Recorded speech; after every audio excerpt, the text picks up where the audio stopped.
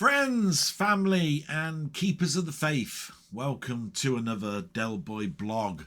And as normal, we'll date stamp this. It's year 4, blog 35, or in legacy numbers, it's my 191st blog, and it's dated 19th of October 2025. And who'd have thought, and I don't think I did, was think to the future when I first did my first blog that I'd be at number 191. It's like how many?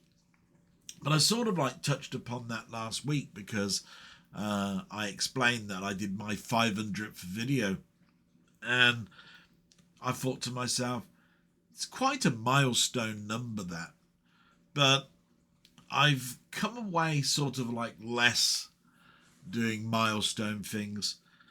I think really the way that I'm looking at it is I'm happy that I'm still doing this, It's not about the numbers.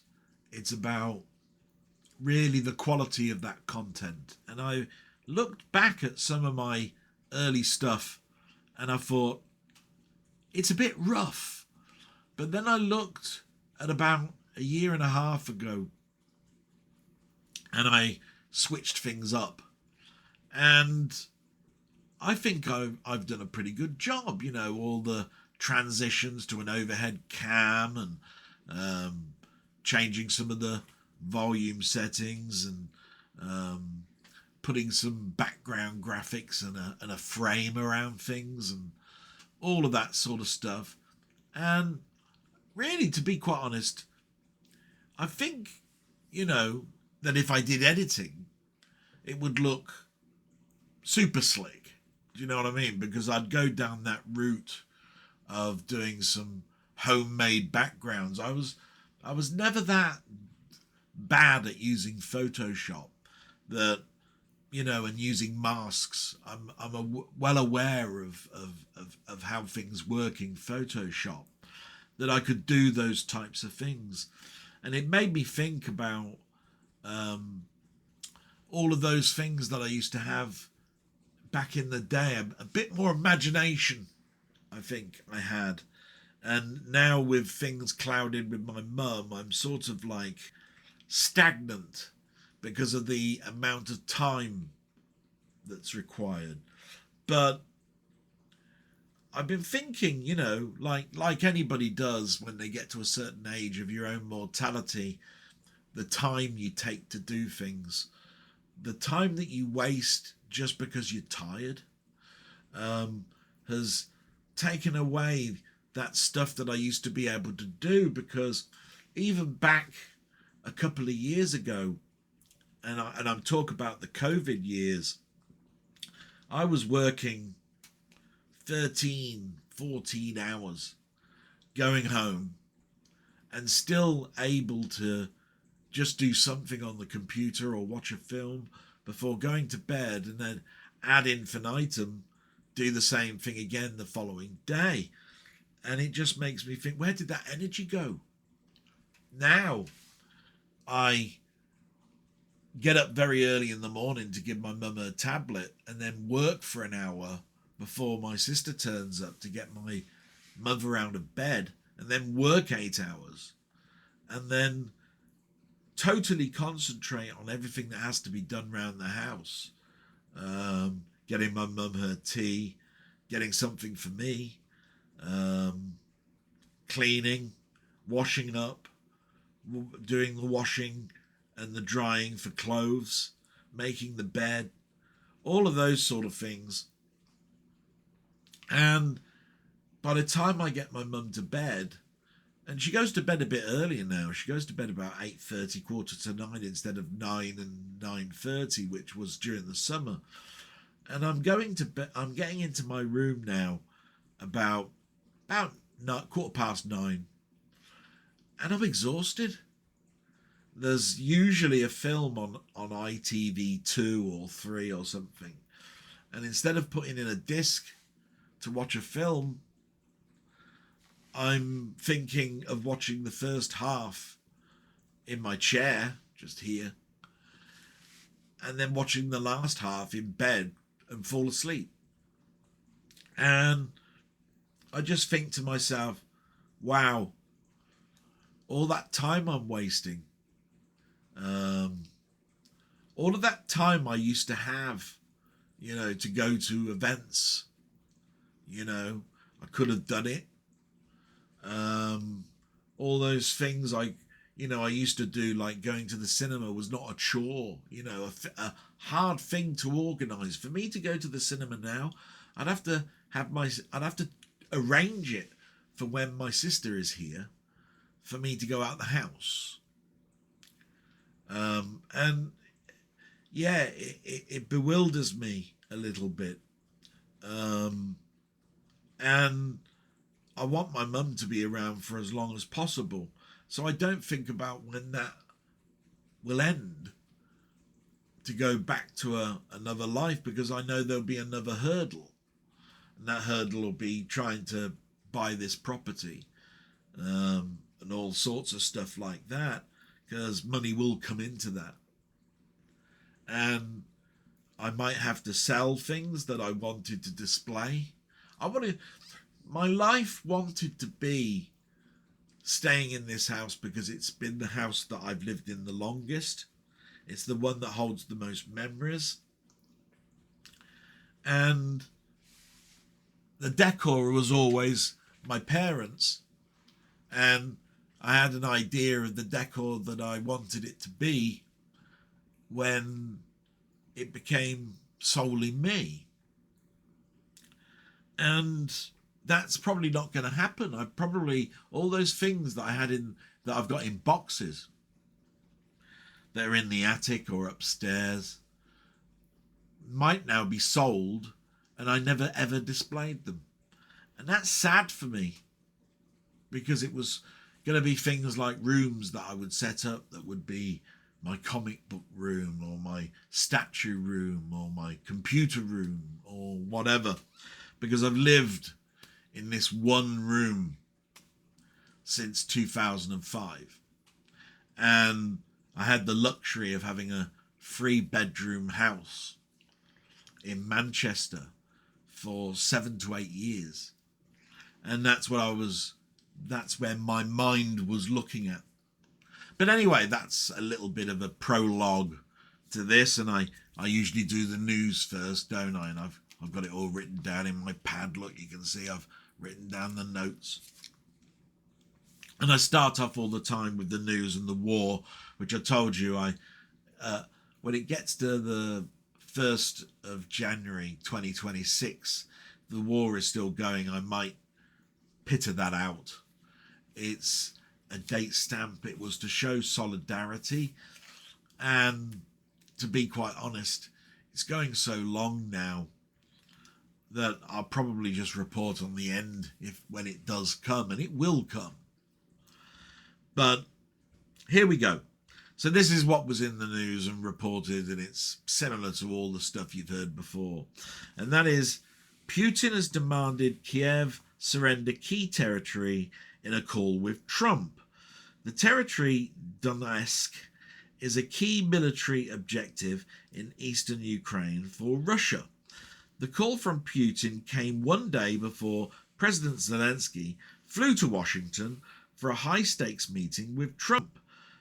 Meanwhile, repairs have started on the power plant lines caused by the Russian attacks the last few weeks, after ceasefire zones have now been established. So you can see it's all about repairs after huge battles, Putin's demands, Zelensky's battle to try and keep things how it was before the war started, which I think is probably now an unbelievable and unobtainable thing. I think some regions are going to have to be gone, which is sad, because it means that the bigger country squashes the smaller one. And this is after, sovereignty is given. It's taken away really through bullying tactics. That's what it is. It's that's all I can say on that matter. For me, I just want the war ended. I want the world to go back to not high prices in grain because we get it from Ukraine or wherever it is, and with a war going on, the prices hike, and therefore we fall into recession, and the rest of the world follows suit. It's just bad, and we have to think that 4 years back we'd just come out of COVID, and then we had that COVID situation, and then before that we had all sorts of problems in regards to Brexit and so forth. And I do apologise for that noise. I thought I'd turned the sound off on my phone, so I'll just quickly do that. There we go. Yes, I turned it off, and then there was an upgrade and it turned it back on.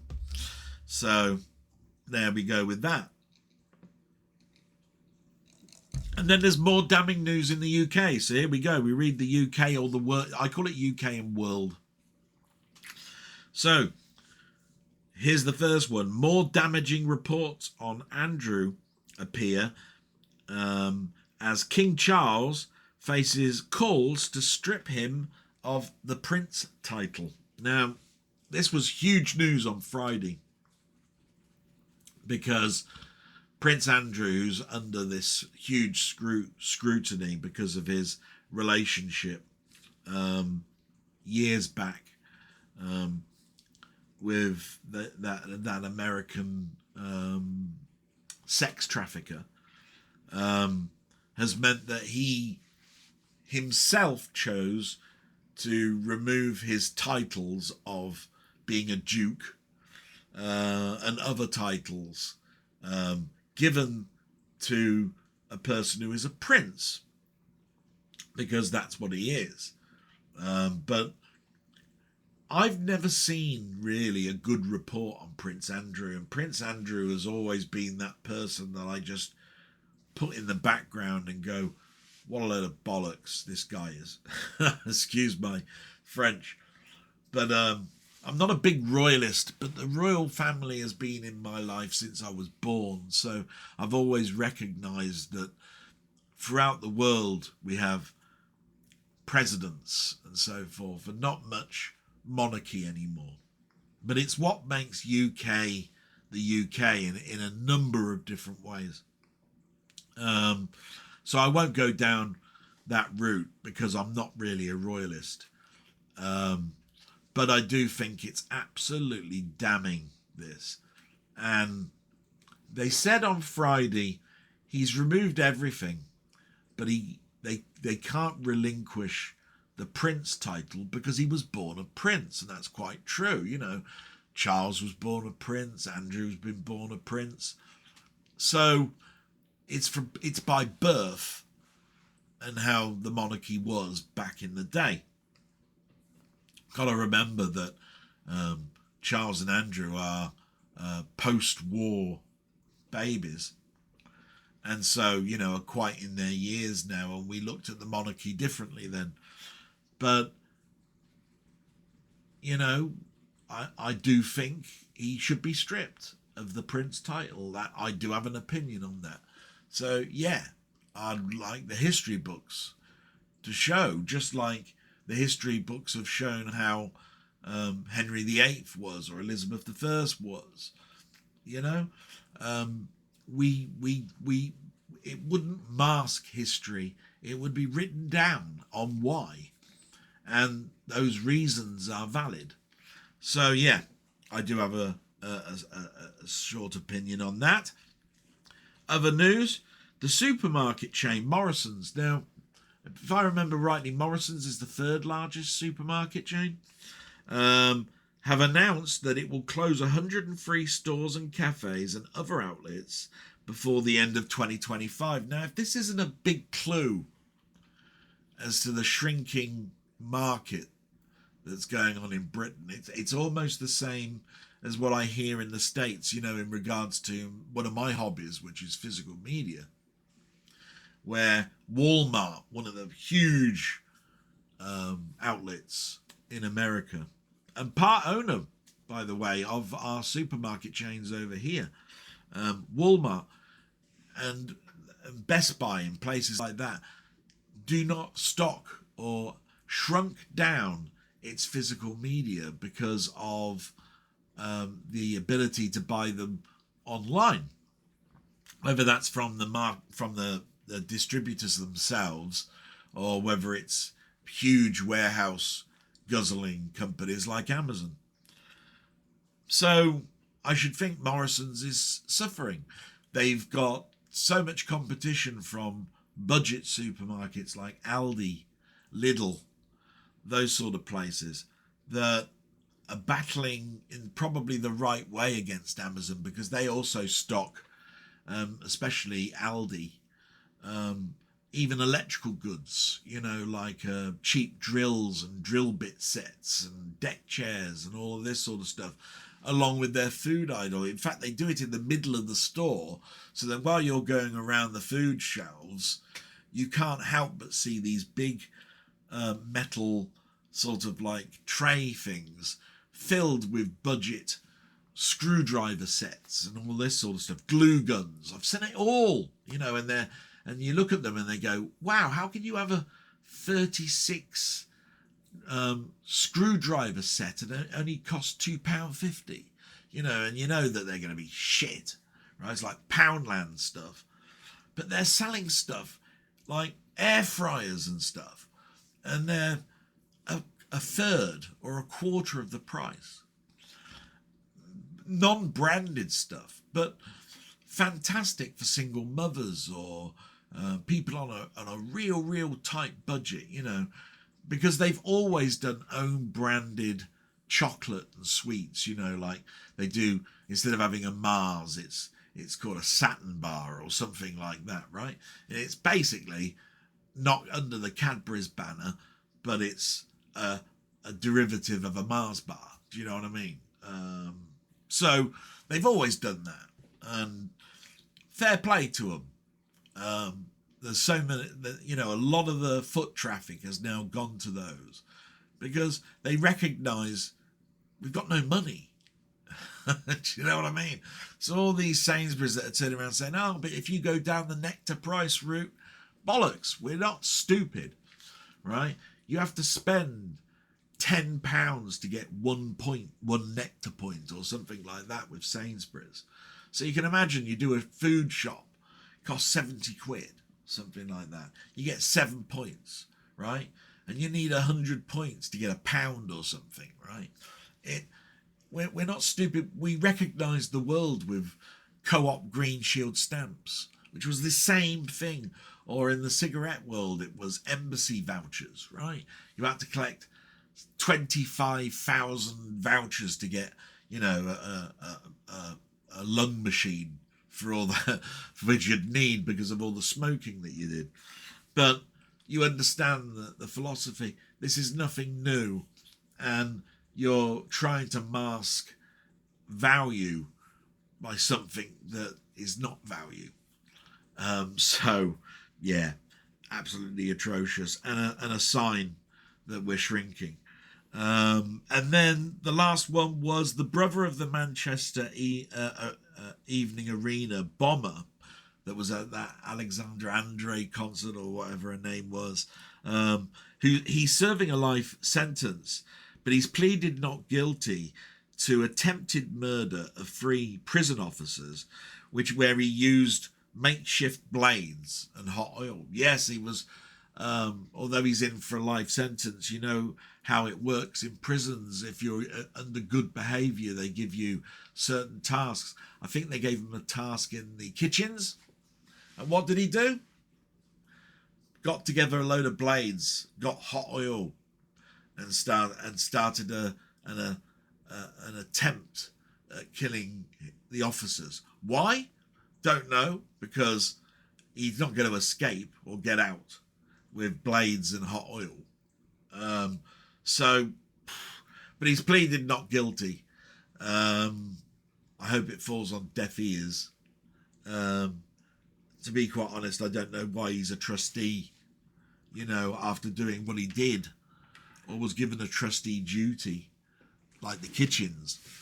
I know a little bit about prisons. I've had to go in there for IT duties. My security clearance still allows me to go into prisons. But the last time I was in one was 4 years ago, before I was moved across into the Ministry of Justice, the MOJ. And I saw the reforms, and they were good reforms. So I hope I hope King Charles recognises the need for change in making things harder in prisons and sentences longer in the courts. But we're so short on space that I know it's such a difficult task. But my feelings are that a lot of these people that are in prisons, I remember going to the one near where I live, and it was, I spoke to the warden, and I said, how many foreign nationals are in this particular prison? And he did say it was a fifth. And you just think to yourself, a fifth of a prison this size, how much we could fill that with other hardened criminals of our nationality, and that then goes into a story of migrants, and I don't want to go down that route, but I just have my own opinion in regards to how prison reform is, and I have a right to, being as I work in the MOJ, which is the courts, the prisons, the probation, and everything else. Quite rightly, I can talk about that with a bit of confidence. So then we move into my week, really. And really, my week has always been split between three, isn't it? What's going on with my mum, a little bit about what's going on in work, and any personal things that I want to disclose. So with my mum, it's been a good and a bad week, right? You probably remember last week, the GP came and he gave us a tablet regime to use for the last 2 weeks. And we've been told to give her a gastro tablet and a what I call a really rough drug called naproxen, and lower the painkiller. And we've seen no difference, really. We've changed things a little bit in regards to the hospital bed that we've got, because it has many settings on changing where your head is and raising your legs, and it can be lowered and higher and all sorts of stuff. So we've now got, well, we've always had it, we've got the legs now up here. The head is sort of like there, so there's a dip, but the legs are elevated, and that's to help with the water retention in her legs. But the water tablet we give her does make, her legs are less puffy, less swollen. But she still screams in the morning. It requires now both of us to get her out in the morning. In the evening, it's much easier. She's upright, her legs do swell, but she can walk from the room that she's in during the day to the bedroom when she goes at night. She's still shuffling, but the Zimmer frame works. In the morning, just not even touching her legs and using this red plastic cloth that we've got. It's called a crash mat. Before we've even started, she's screaming. And that might be something to do with her head. But there's no doubt about it that she's in pain. And all we noticed this week is that hasn't changed. But yesterday, when she was on the commode, I noticed that one leg was really thin and the other leg, the knee, was totally swollen. It was like it's the same sort of thing you'd get if you got stung. You know how your wherever you were stung gets puffy, like that. And I took a picture of it, and my sister said, "Well done for taking that picture, because I want you to text it to me, and I'm going to go down to the GP tomorrow." Because we're still waiting on an ultrasound, and that indication there is an indication there's an under the skin inflammation of some sort. It can't be just arthritis. You can't have it. It can't be all water either, we think. And yeah, that's all that sort of like happened in regards to my mum's health, other than we had another little setback. There's a little process that's only given privately, where you pull blood out of somewhere else in your body. It's put through a centrifuge, spins round this blood, and it separates the fat and all of the sugars and all of that sort of stuff. And then you inject back into the knee that blood, and apparently it does really great stuff, better than cortisoid injections, which is like a steroid which can destroy the tendons over time. This wouldn't destroy the tendons because it's just injecting your own blood back with the impurities taken out. Now, we looked, and there is an area in our town that does do this, and it looked okay. I mean, it was expensive. I mean, don't get me wrong, each injection was between 150 and 350 pounds. So we inquired, and it took them till Wednesday to come back to us, and then we got the damning result. First of all, you have to have a consultation with the doctor, and that's 150 pounds.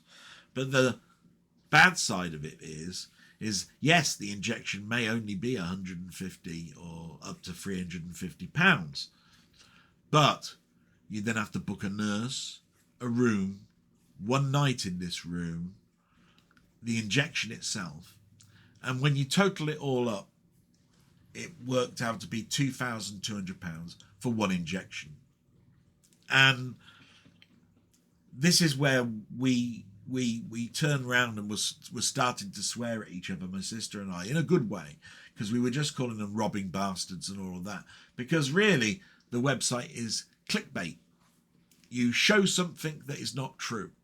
Yes, the injection is £150, but you don't mention any of those other things that are built on top. So you make somebody believe that there is hope, and then that hope is taken away by the total impracticality of it all, with all the things that you need to have around it. So yeah, totally demoralized. But my town has, I've mentioned this before, to be quite honest, has a fair that turns up once a year. It's the Macmillan Fair, something like that, I think it's called. We've been having that fair turn up since after the war. It's been going for 80 odd years that I know of, probably earlier than that. And it comes with all the rides, the type of thing like the cage and the waltzers and all of those famous sort of like, no roller coasters. We're not talking American huge thing here.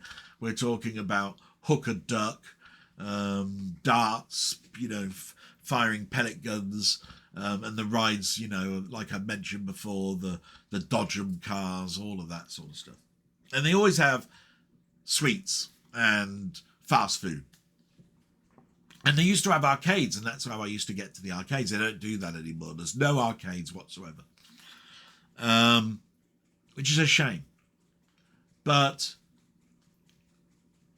my mum used to love two types of sweets that you just can't get unless the fair is here, and those are brandy snaps and toffee honeycomb.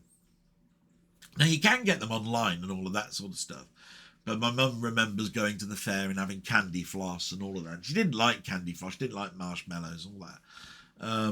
But she did like brandy snaps, and she did like toffee honeycomb.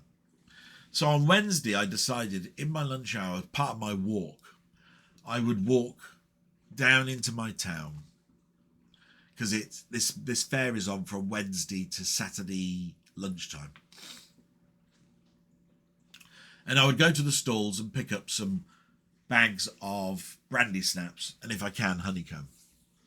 And while I was down there, unfortunately, the fair for the first day doesn't open until 4 o'clock, so I'd walk down for no reason. But I spoke to a guy, And he was really nice, and he said, I can't sell you anything because the other store holders would have my guts. But the one thing I can't stop you from doing is, without me knowing, you taking a bag of brandy snaps and putting the money on the side there, because I didn't see it. I went, well, that's really nice of you.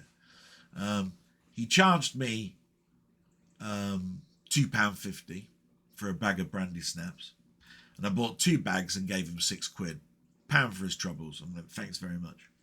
And while I was walking to try and get home, I realised that because I'd walk round the fair, I had literally 15 minutes to get home, and it takes 20 minutes to walk down, and this time I'd be walking uphill, so I'd be slower.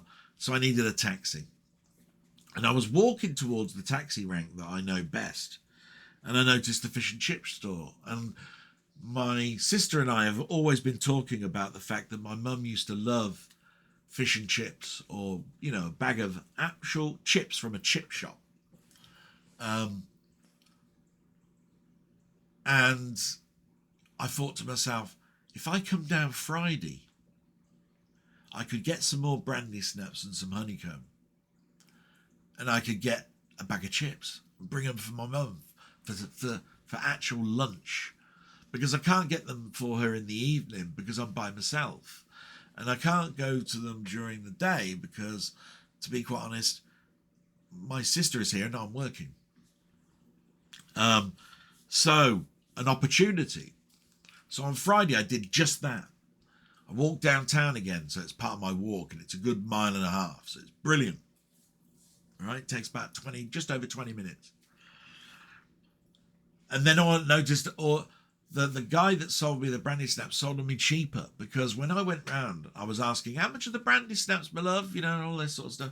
And they were going £3.50, and I was going, wow. So that means, you know, that they're £10.50 for 3 bags. And one of the stores said 3 bags for £10. But whichever way you look at it, I could have bought, on the day that guy couldn't sell me stuff, could have bought 4 bags for a tenner. So I said to this one, I said, well, they've gone up. And she said, yeah, everything's gone up, my love. And I turned around and said, no. I said, gone up since I was here on Wednesday, because they were £2.50 then. And she went, well, that's the price. I went, all right. So I went round, and I talked to this one store owner, and I said to her, I said, there's one store right at the top that's doing 3 bags for £10. Would you match it? And she said, okay, but I'd have to sell you the honeycomb at the normal price. And I went, that's a fair deal. And the honeycomb, by the way, was £4. Chocolate covered honeycomb was a £5. I mean, this is the prices of fairs. I mean, I do know that fairs are travelling and all of this sort of stuff, but my God, I'd hate to think how much the rides were. You know, how much would a price on the Dodgems be cost? I mean, I thought, my God. Anyway, spent my £14 and then started to walk towards the chip shop. And it's the only chip shop near the taxi rank, and I need to get them home so that they're piping hot. So I went in, and I'm sure they've put the prices up, but I don't know many chip shops these days that don't do things like mini fish and chips, you know, cheaper than a huge piece of fish and chips, and then charge you full whack. So their children's menu had fish cakes or a sausage with chips and beans for under a £5, but they didn't have fish. If I wanted fish and chips, which I wanted to get for my mum, it was £9.75. And my mum's hardly eating anything, so I only wanted a small amount. But the only thing that she could do was give me less chips and charge £1 less. So I did that. And then my sister wanted a bag of chips, so I got her those. And I was going back to work, and because of my my new condition, I just had a children's size bag of chips, and I said beans, no sausage. And she paid again. I paid £1 less. So all in all, this came to, I think, £16 for those free meals. So £14 and £16, and then I needed the taxi back, and that was a £5. And I came in, and my mum's face was just glowing. She got this fish and chips. She went, "Oh, fish and chips!" Oh, and she started to eat it. My sister was really happy, and she started scoffing into hers. And I got into my room, and because there was no meetings in the afternoon, I was doing my work while eating a small bag of chips with beets. And it was lovely because I haven't been eating anything like that for quite some time. And it was a good day. I made my mum happy. My sister seemed very happy. And it made me extremely happy. And that's all I can say about that. So that was the end of my mum's week. And then when it comes to work, more people off work. So we already knew that one of our people was not going to come in, and it might be long-term sick. But what happened was, one of the new leaders that's going to be my manager by Christmas also had a problem on Wednesday. So she came in and said, "I'm not feeling very well." By Wednesday afternoon, she was off. Friday is always her day off. She only works 4 days a week, which meant Wednesday, Thursday, Friday, we had a skeleton crew. And on Thursday, the other analyst that I work with has a day off on holiday, right? Pre-booked. So there was 2 people running our department, me and the manager I'm under at the moment, right? This task manager. So, of course, more responsibility. So it didn't take away the directive, and this is where I object slightly, that it gets towards the end of the week. The directive is to have 3 half days in a month to do training, and the emphasis he gave me was do my primary task but still do the training. And I said to him, surely the training is secondary. And he said, but we're heading now into the end of the second week, and we've only got another 2 weeks left, and you've done none. And I said, I do understand that, but surely the work is more important. And we didn't argue over it. I just said, I'll tell you what I'll do. You're going to, obviously, there's an unknown on what work is going to come our way. I will fit it in where I can, but I will not be booking the afternoon off to do the training. If I get to it, I get to it. And he said, okay, that's acceptable. And quite rightly, it's all based on the work that came in. And it was quite a busy morning, but the afternoon slackened off. So there was, again, thinking ahead, we did this training about 6 months ago. But there was an exam at the end, but none of us did it because we thought what a nonsense course it was, because it was all sales pitch, hardly anything about how you use the product, right? It's called a fundamentals course. I won't mention the name. And what I did was I speed read the training I did 6 months ago. In other words, a module in the course that took 30 minutes, I did in 10. Right? So I just reminded myself of these 4 modules that were 30 minutes long and did them in 10 minutes. So it took 40 minutes to do 2 hours. Right? And then I did the exam. And I did the exam, and you had to get no more than 2 questions wrong, and there were 15 questions. And I got 13 out of 15. And the following morning, when I spoke to my manager, and remember, one of our analysts is now back because he was just on holiday, he turned around and said, how did the training go? And I said, didn't have time to do 4 hours like you want, but I finished 1 whole course. And he said, how did you do that? And I told him, and he said, wow, knock it off your objectives. Fantastic. But then on the Friday, he turned around and said, I want you to do one other course. And it's one that doesn't have an exam at the end, but it takes 2 hours, 50 minutes to do. And I said, look, my head's going all over the place. I'm doing stuff with my mum and all of this sort of stuff. It's going to be the same deal. If I can get to it, I will. And lo and behold, the work came in, and there's 2 of us working on it, and so it's a little bit easier. Now, this course, you can't cheat because it's lots of videos. But there was lots of what do they call them? Case studies, right? So I skipped the videos and read the case studies, right? And I speed read them. If you've ever done a speed reading course, you'll know it's very, very easy. You start off at the top, and instead of going across and reading normal, you do it like a sawtooth. You read like this. And basically you pick up the main words as you're speed reading, and you pick up what the paragraph is about.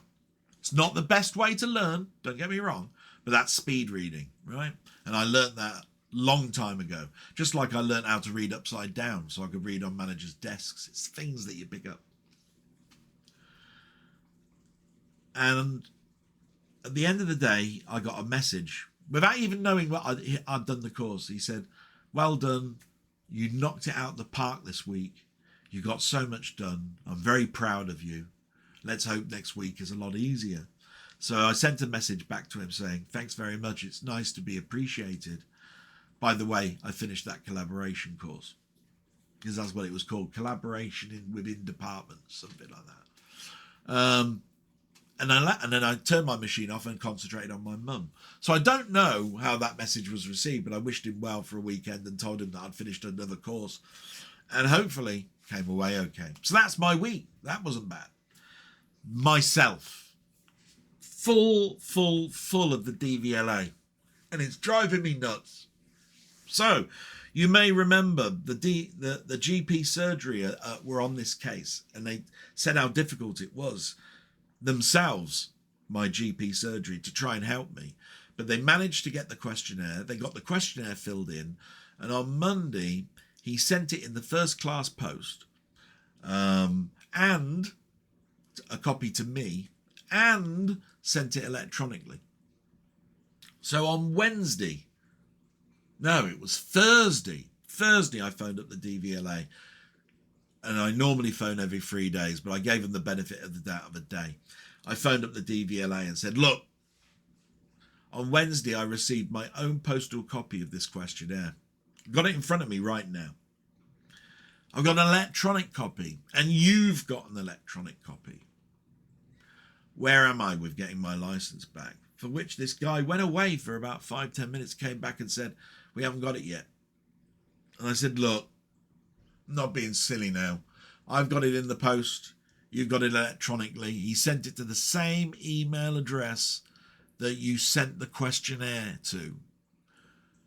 "What's taking so long?" He said, "Anything that comes in electronically has to be followed by the postal copy, and we allow 10 days, working days, to get it, because we get thousands of emails and thousands of posts, and it's all done by a different department." I said, "Let's stop." I said, "I work in IT. You've got a folder, I realise, an email folder, but you know that this email has come from an email address that's recognised because you emailed it, and I could give it you now. Are you telling me that there's nobody in that department that you can speak to and say, filter for this email address, and not find it? And you don't need to scan it because it's digital. So there's no scanning to do, right? It's been done already." And he said, "We don't work like that." And I said, "Right, I want to speak to your manager." And his manager wasn't there until Monday. And I said, "I'll be phoning Monday." That's where I am. This is the headache that I've got. And so I came away disgruntled again, another possible 10 days. And that's possible. Could be longer. It took 8 weeks last time. So, bloody Christmas at this rate. And the only other thing that I really want to talk about is, I don't really talk about this very often, but I'm wearing something that I haven't worn in 8 years. And that's because I've lost an awful lot of weight. And I don't want to scare anybody, but basically I was quite a hefty person. Still am. I mean, I'm obese. There's no doubt about it. But I was 19.5 stone. I've now slipped into the 16 stone band. And this is sort of how I look now. So I have lost an awful lot of weight. This was out here. And it's a good thing, but it's also a very bad thing. Weight loss at this speed is not good. Don't do it. But I've had a lot of stress. I've been threatened in my own house, making me sick. It was the kickstart that started this whole process off. And all I can say is that I'm feeling okay. I hope I look like I'm livelier. I hope I look okay. I try my best. I need to be healthy for my mum, so I know how serious it needs to be. And that's all I need to say on the matter. Now, I'm just going to take a pause because I do need to take a painkiller tablet because I jabbed my knee lifting my mum up. But I'll be back very shortly and we'll go to the shout outs and try to get through the rest. I do realise this beginning has been a lot longer than it should be. So just bear with me and I'll be back in a flash. Thank you for allowing me to pause for a moment. I've only been away for a couple of minutes. I've taken a cocodamol. It's been 5 hours since I took any. So this is because I'm sitting down and my joint on my left arthritis. I've got arthritis of the knee in the left, and I jarred it lifting my mother, bashed it when I was trying to lift her, because I have to be by the side of the bed, which has a metal frame. And if you can imagine, I'm on the left side, so of course my left knee is the one that's taking all the weight. So yeah, it is what it is. It will take a little while to heal. It's swollen slightly, but the strapping is helping. So we get to the shout outs anyway. So quite a lot of names here, and not in any particular order, but as always, I just want to thank anybody that watches this blog. I mean, it's really just an insight of what's going on in my week. It's a Nosy Parker video, really. But I do like to talk about my hobbies and all of that sort of stuff, and it makes me feel good, takes me away from life things as well for a couple of hours on a Sunday. So it is just like my time that I have away on a Wednesday evening, and I admit that I can't be much help to my friend before 9 o'clock, but from 9 o'clock onwards I'm there fully. I appreciate the ability to be able to take myself away and enjoy company. So these are the people that have kept me in company this week, although I haven't read their comments yet. But we're going to read those out, and these people are Denny, Wee Bob Art, Steve's Gaming Part 2, Ian Hill The Ramblings, Muckman-Movies, Martroyd, Carl Todd, Robert's Retro Gaming, and Colin Jones, aka Ponder. These are the names that I've pulled right at the beginning of me recording this. I have no idea what's in the comments, really. So other than I heart them when I see the comment, just so that it doesn't get taken away, and I hope that YouTube's algorithm, for some unknown reason, masks certain comments. So let's hope that they're still there. And I try not to read them, but obviously to put a heart, you get to the bottom of the text. So I try not to read the questions. Sometimes that's an impossible. But I try to keep things as fresh as I possibly can. So, hey, let me go and see if I can open it up. And yes, there we are. Now it's not sorted by any particular order, but I am going to refresh it, and it might change things. And yes, it has. Oh my God. So I need to add Rocket Bunny to that list. And because I keep all of my names in this pad, and I don't throw the pad away, I'm going to add that in. So Rocket Bunny, and add that to the shout outs. But there might be more even further down. I'm just looking at the top. So I mean, I can quickly probably show you that. If I go to media playback, you'll see what I'm reading. There you go. So Rocket Bunny, look, is at the top.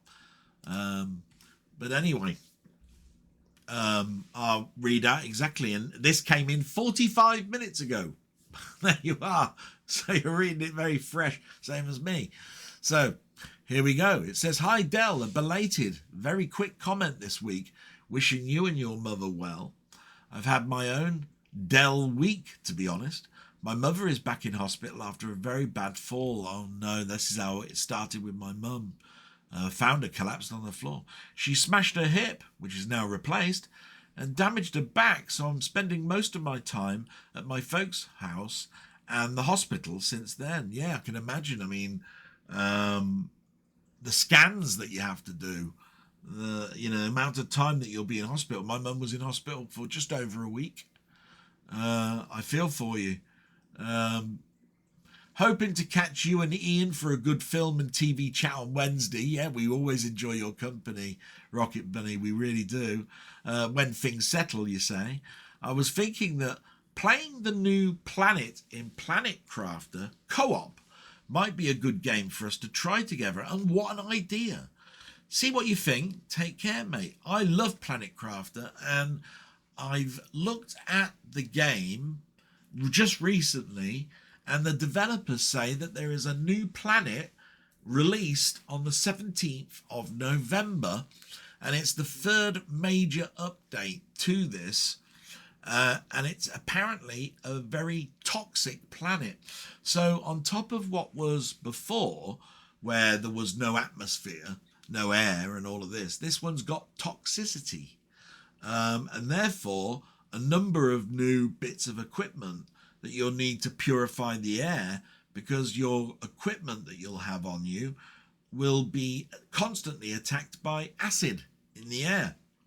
Sounds an intriguing idea, and it's got me quite excited to go back to that game.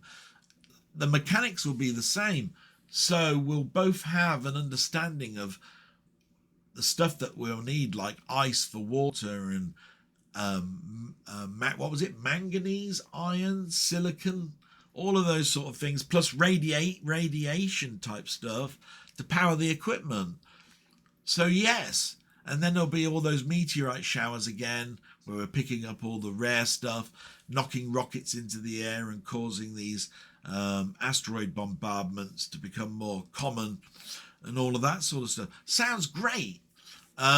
Yes, I'm going to heart that so that you know that I've read it out. And I'll definitely do that. It's just the time. Remember, my mother goes to bed after 9 o'clock. But get a couple of hours in. If my energy levels are high enough, definitely. Salute, my friend. And we'll go to the next one, which is my mate Denny. Now, Denny's a really big supporter of me, a great friend. We've met several times. I know more about his life. He knows more about my life, but we haven't had a chat for ages, and we definitely haven't collaborated on a discussion about any TV like The Invaders we wanted to do next. Such a shame. Love that show. But it's all about work, tiredness, schedules, all sorts of stuff. I don't even know if my StreamYard account works anymore. I haven't used it since our Christmas one. In fact, I think was the last one we did together. I mean, we're nearly at the next Christmas. We really ought to think about this a bit.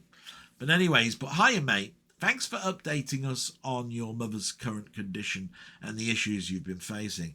Hopefully, with the issues with your driving license being reissued, it should be one area which will help you out greatly. Yeah, when I get it. I wish your sister would catch up and help a little bit more on the monetary-wise situation. Yeah, I wouldn't have it any other way, though. I'd have spent my money on my mum. That's how I'm looking at it. I have to don't want to cause arguments. For all I know, this is the last year for my mum. I have to start thinking about things like, will my mum see another Christmas? Will we get to Christmas? All sorts of stuff. And it's not stuff that I tend to want to dwell on. I try to block it out of my mind, but that's like fooling yourself. But you just don't want it in your mind 24/7. So yeah, you continue. Well, I've been to the doctors myself and now have to take statins. Right, yeah. So statins, if anybody knows, is what you take for cholesterol levels. There was enough of a concern, he said, to start taking them, the joys of getting older. And I've been taking a statin tablet for 15, 20 years. It is a worry because statins cause other imbalances. Something that happened to my dad with blood pressure tablets, and it's one that I take called lisinopril, is it can over time cause your lungs to fill with water. Okay, because there's an imbalance in your body. My dad got that and had to have his lungs drained, and he had that happen when he was 71. Now I'm 50 something, and he was taking lisinopril in much smaller amounts, and I've been taking it. He was taking 2.5 and 5 milligrams for a big period of his life. I rose to 10 and 15 milligrams within 3 years. He was taking those small doses for 15 to 20 years. So I'm more in the area of having that happen to me earlier on than he was. So I do monitor that quite closely. You continue. You mentioned the pharmacy. Ours is absolutely abysmal. 10 staff are behind the counter sorting out people's prescriptions, and one on the front counter. We have 2, mostly 1. Same amount of people doing the prescribing. You're lucky to get anything in the first 30 minutes.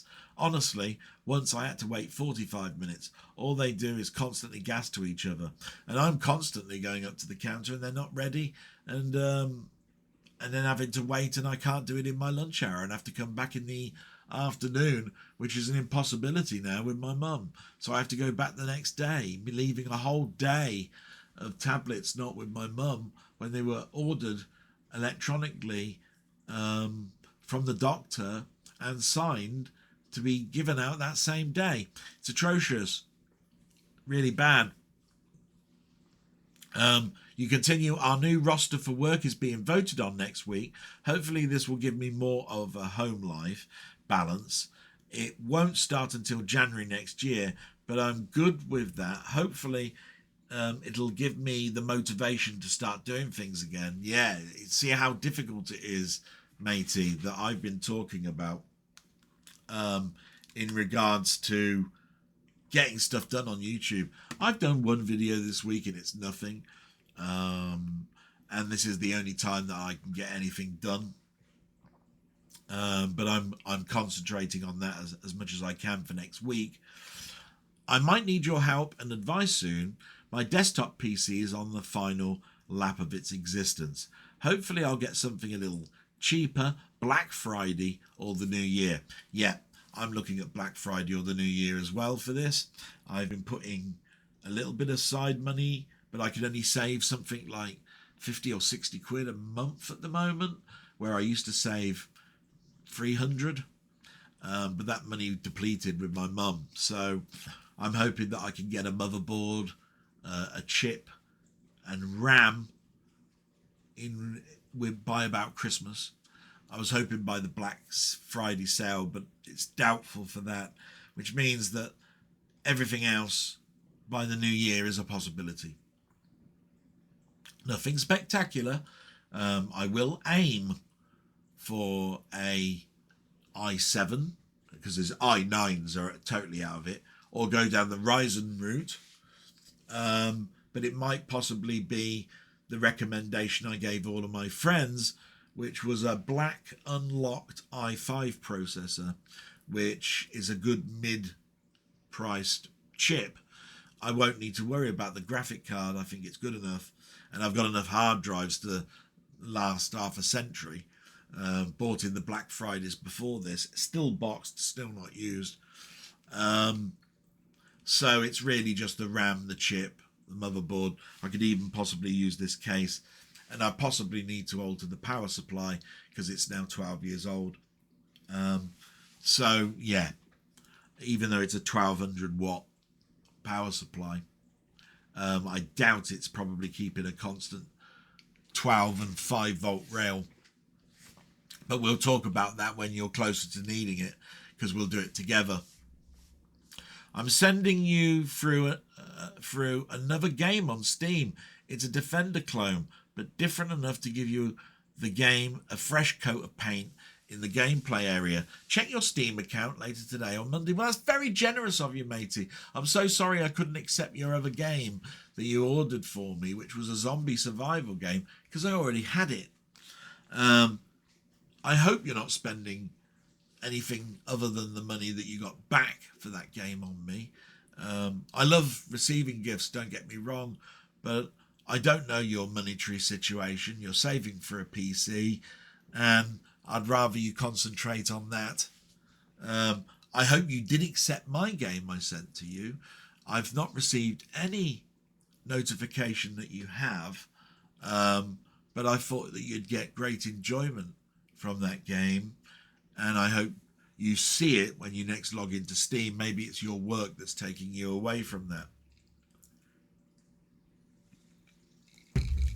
Great to see you've got your Doug McClure box set. Can't wait to watch Warlords of Atlantis. I watched one film out of it. You can see it up there, still on there. There, it's the one that's got the red big block on the side. I watched At the Earth's Core. And it was brilliant. Also, from now on, I'll be ordering my Doctor Who box sets from HMV. Not only have I got it 2 days early, but the packaging protected my season 13 box set a lot better. No bumps and dents this time. Now, this is a strange one because I ordered it from Amazon the other years and used to get it from HMV. But even I noticed about Amazon's packaging just recently.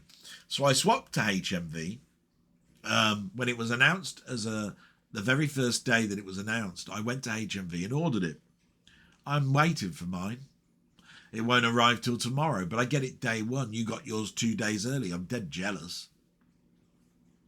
When it arrives on Monday, I won't have a chance to watch it until the weekend.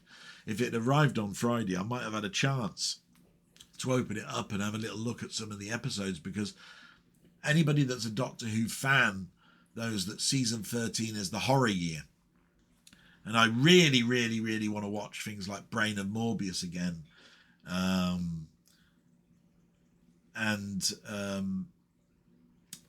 The last one, which was a homage to the film The Thing, Seeds of Doom, that's it.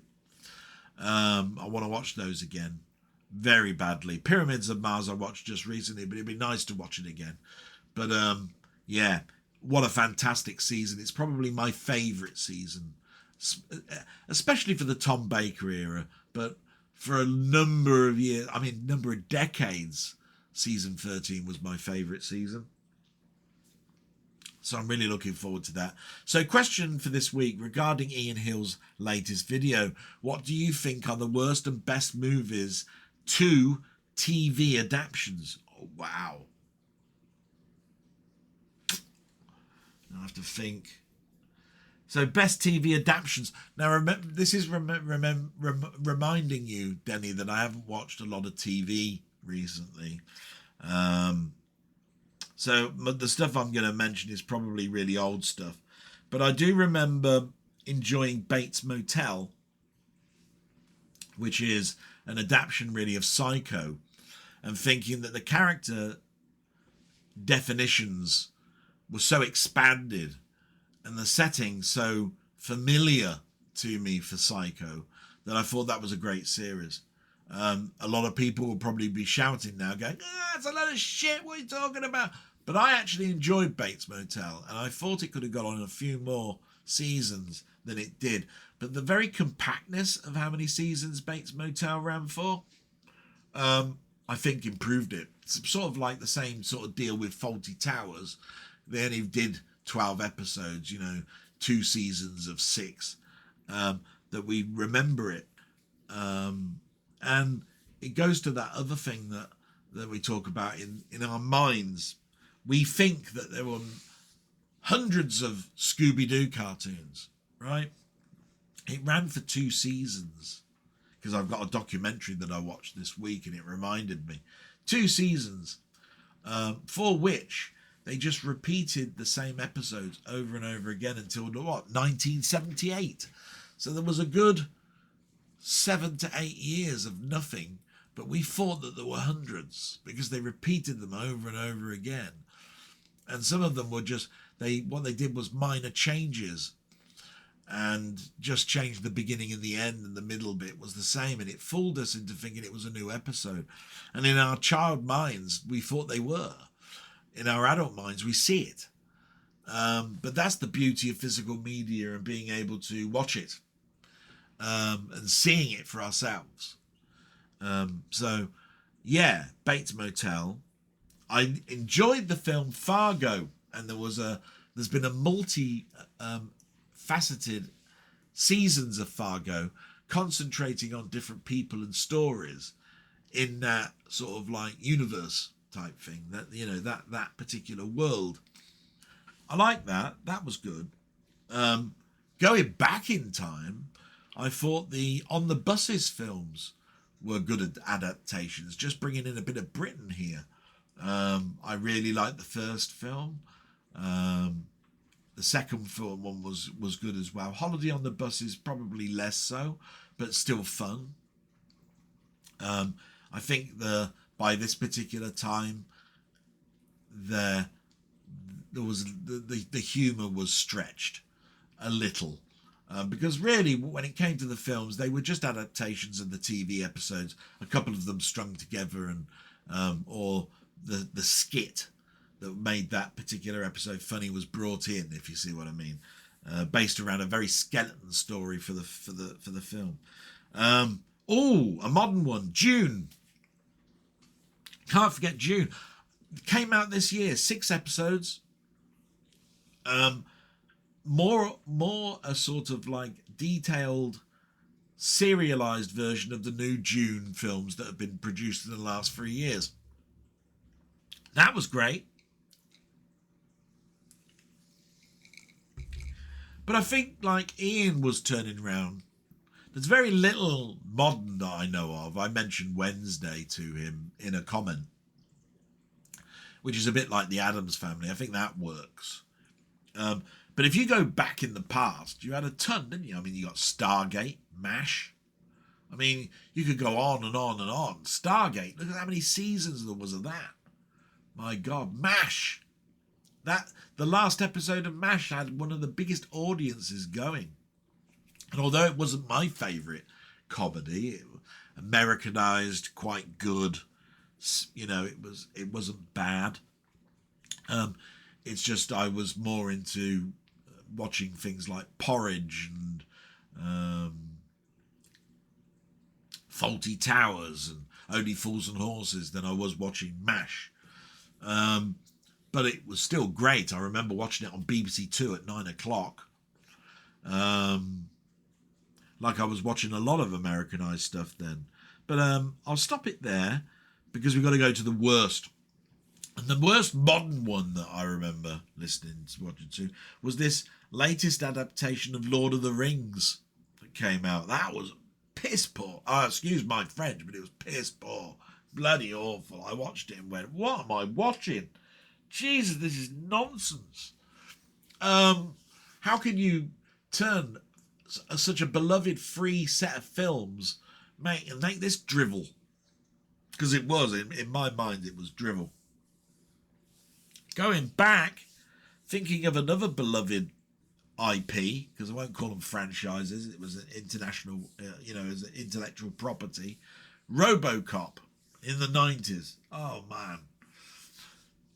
It was worse than the last RoboCop film, which It was RoboCop 3 from memory, with those samurai robot type things.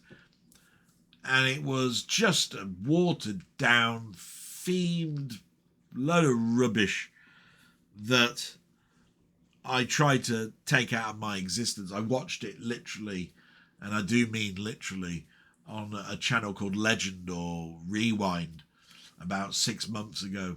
It was on at 2 a.m. and I woke up when I wasn't sleeping and I watched it and I was going, what is this? I just couldn't believe my eyes, and then I remembered just how bad it was. Had this kiddie in it. Oh, yeah. She was like some sort of brainy genius type thing. RoboCop was in trouble and she was sort of like a sidekick for him, trying to get his battery working and all sorts of stuff. I just don't want to think about it anymore. And if I remember rightly, and I might be wrong here, one I watch because it's just so bad every couple of years, and I believe it is based on a film, is Manimal. Oh, Manimal. With, what's his name? McCorkindale? Oh, with this bloke who could turn into a bird or a snake or... Oh, and they had these horrible prosthetics where his face, and you'd see a bubble sort of going up and down as he's concentrated to turn into a jaguar or something. Oh, it was a piece of shit. It lasted... Do you know what? Can't even remember the episode count, but it was like 8 episodes. No more than 13. It was cancelled before it got midway through its season. It was that bad. I mean, when you're talking about stuff that was cancelled midway, like Street Hawk and Automan and stuff like that, which I liked personally, Manimal is up there in the stratosphere of all-time worst pieces of shit I've ever watched in my life. And I dare say I've alienated God knows how many people with that comment, because there's probably some Manimal fans out there. But I watch it every couple of years to remind myself just how bad things were and how not to do something. And I wish sometimes that executive producers, higher-ups that commission TV shows, watch that show and say, you're bringing out similar shit as this. You've learnt nothing. So go watch Ian Hill the Ramblings rant. And here's a rant on TV that's based on great films. And take what he said a little bit, because Alien Earth, I liked at the beginning and it pittered off. I saw some bits in it that I liked, but a lot of it was just junk. I mentioned it, that from episode 5, it's pure sort of garbage, really. How you can have a high security plant looking for aliens and everything's got key locks and these kids can just wander around it. I don't know. That's just bad writing. But you watch Alien Earth, but then watch Manimal and then tell me which one's worse, right? And I think the majority will agree Manimal is worse, right? So anyway, salute for that.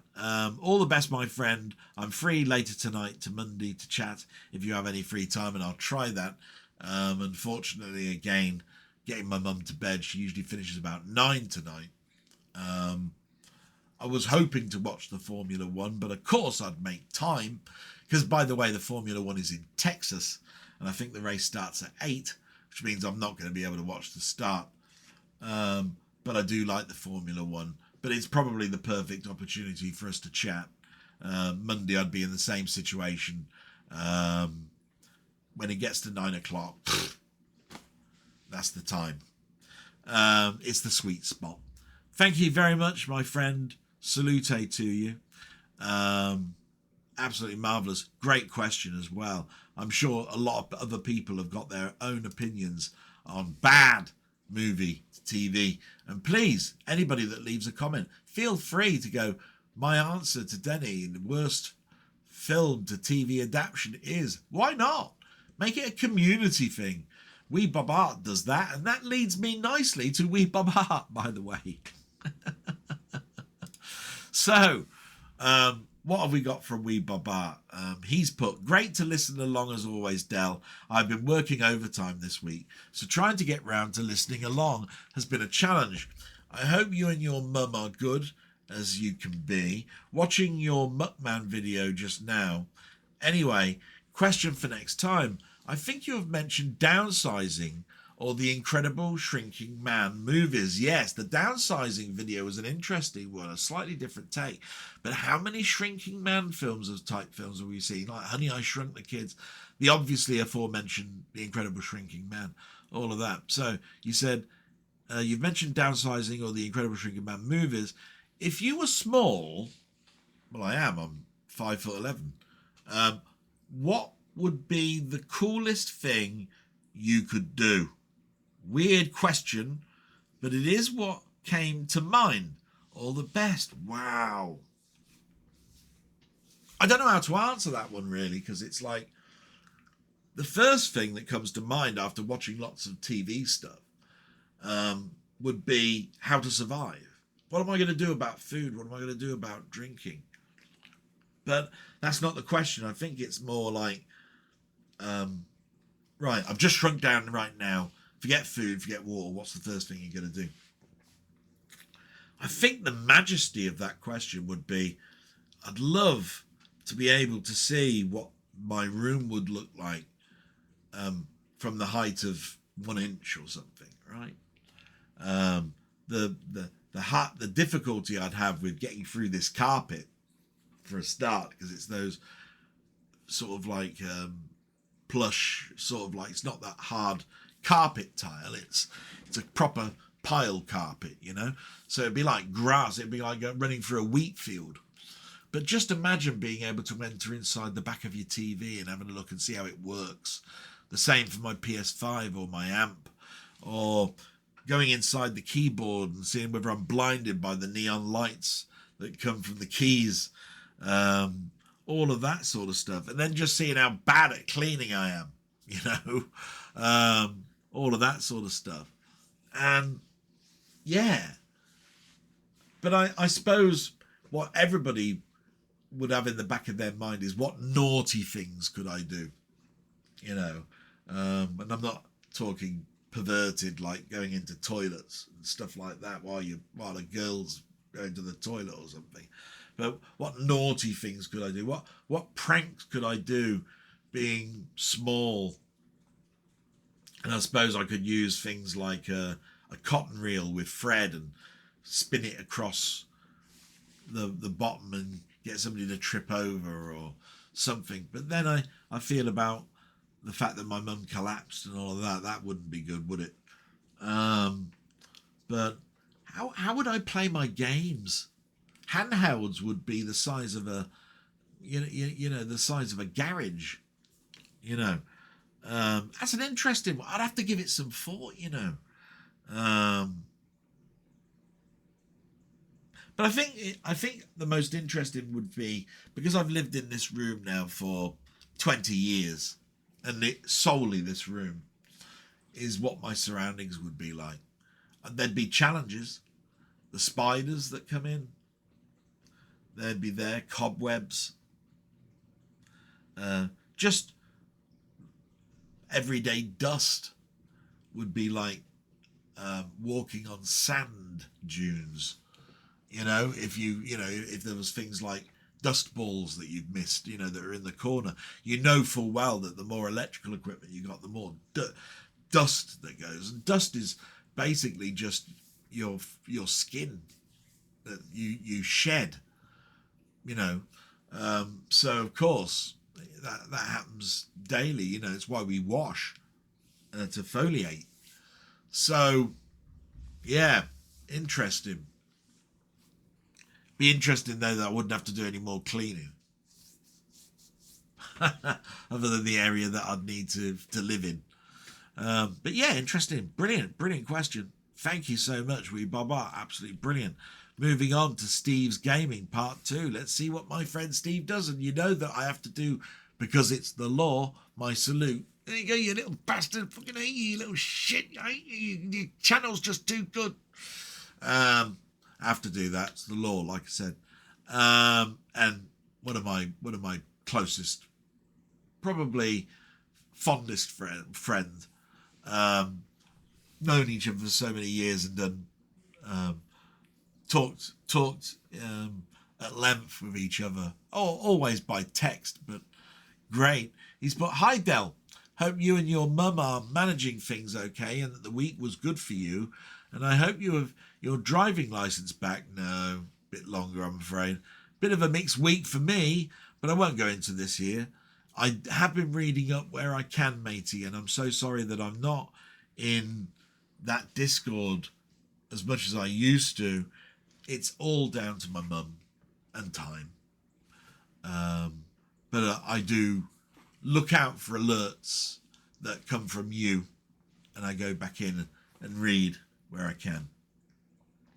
What's your opinion on Halloween? ? I used to like it when I was a kid, but these days I pretty much ignore it. But do you know what annoys me? These people who make it last the whole damn month. And a lot of YouTubers and streamers do the same. They drag it on the whole month. It's one day! ! Stop it! But yes, I could write a book about things that annoy me. So, and in fact, actually, what a bloody good book. The Annoyances of Steve's Gaming Part 2. You can imagine that, wouldn't it? I'd buy it. Wow, it'd be like a tomb. Wouldn't it be like one of my omnibuses? Jesus, man. The amount of things that annoy you is like, oh, I hate this game that's got time. I hate this game. I hate... It'd be marvellous. Absolutely love it. Well, I'm just trying to find where else. Yeah, I could write a book about it that annoys me. That's just one of them. Another is Christmas adverts in October. Stop it! ! Bloody hell. It's bad enough having them all December, but 3 months solid? Just stop. Okay, question time. Now I'm going to end it there and just say, yeah, I totally get the Christmas, right? Christmas. Oh my word. All the supermarkets are putting their Christmas lines up now. And they actually started at the end of September this year because I noticed it. On Sky Broadcasting, there is one channel that says Christmas movies in the summer. What? Do I want to see It's a Wonderful Life in June? No. It's a great film. I watch it every Christmas. I look forward to the fact it's been 12 months since I've seen it. Do I want to watch it in June? Not really. Okay? There could be certain exceptional circumstances where that might be the case. Like it'd be my favourite film by a certain actor and he's just died or something, right? But no. And Halloween, I totally get where you're coming from, right? Everybody's gearing up and saying a game a day till Halloween that's horror-based. A horror film every day till Halloween, etc., etc. And, hey, horror is an aspect that is very enjoyable. But it's just that horror is not down to one particular day. You can watch horror whenever you want. So I do get it. This one a day for you got to figure 31 horror films, and then the next year you're going to do the same thing. And they don't think of 31 new films either. Half of them will probably be the ones they watched the same last year. I don't do that myself personally. I do watch a horror film if I can on Halloween. There are a number that I will watch if I can. Depends on whether it falls at a weekend or whether it actually works on a working night. If it's a working night, I'm going to be able to watch one, I should think. If it's a weekend, then, you know, it's that I could watch 3, 4, and it gets me into that system. But the thing that used to annoy me about Halloween, even when I was a kiddie, was I wasn't allowed to go out and do trick-or-treating. And it was it was back in the 70s when I was a child.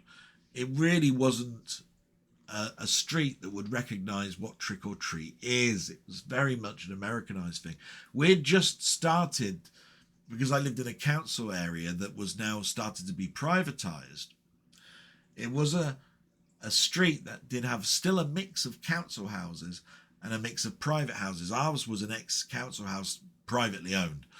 And next door to me was an American Air Force base person, and loved him to bits because he let me go on his American VIC-20 and an American Atari 2600.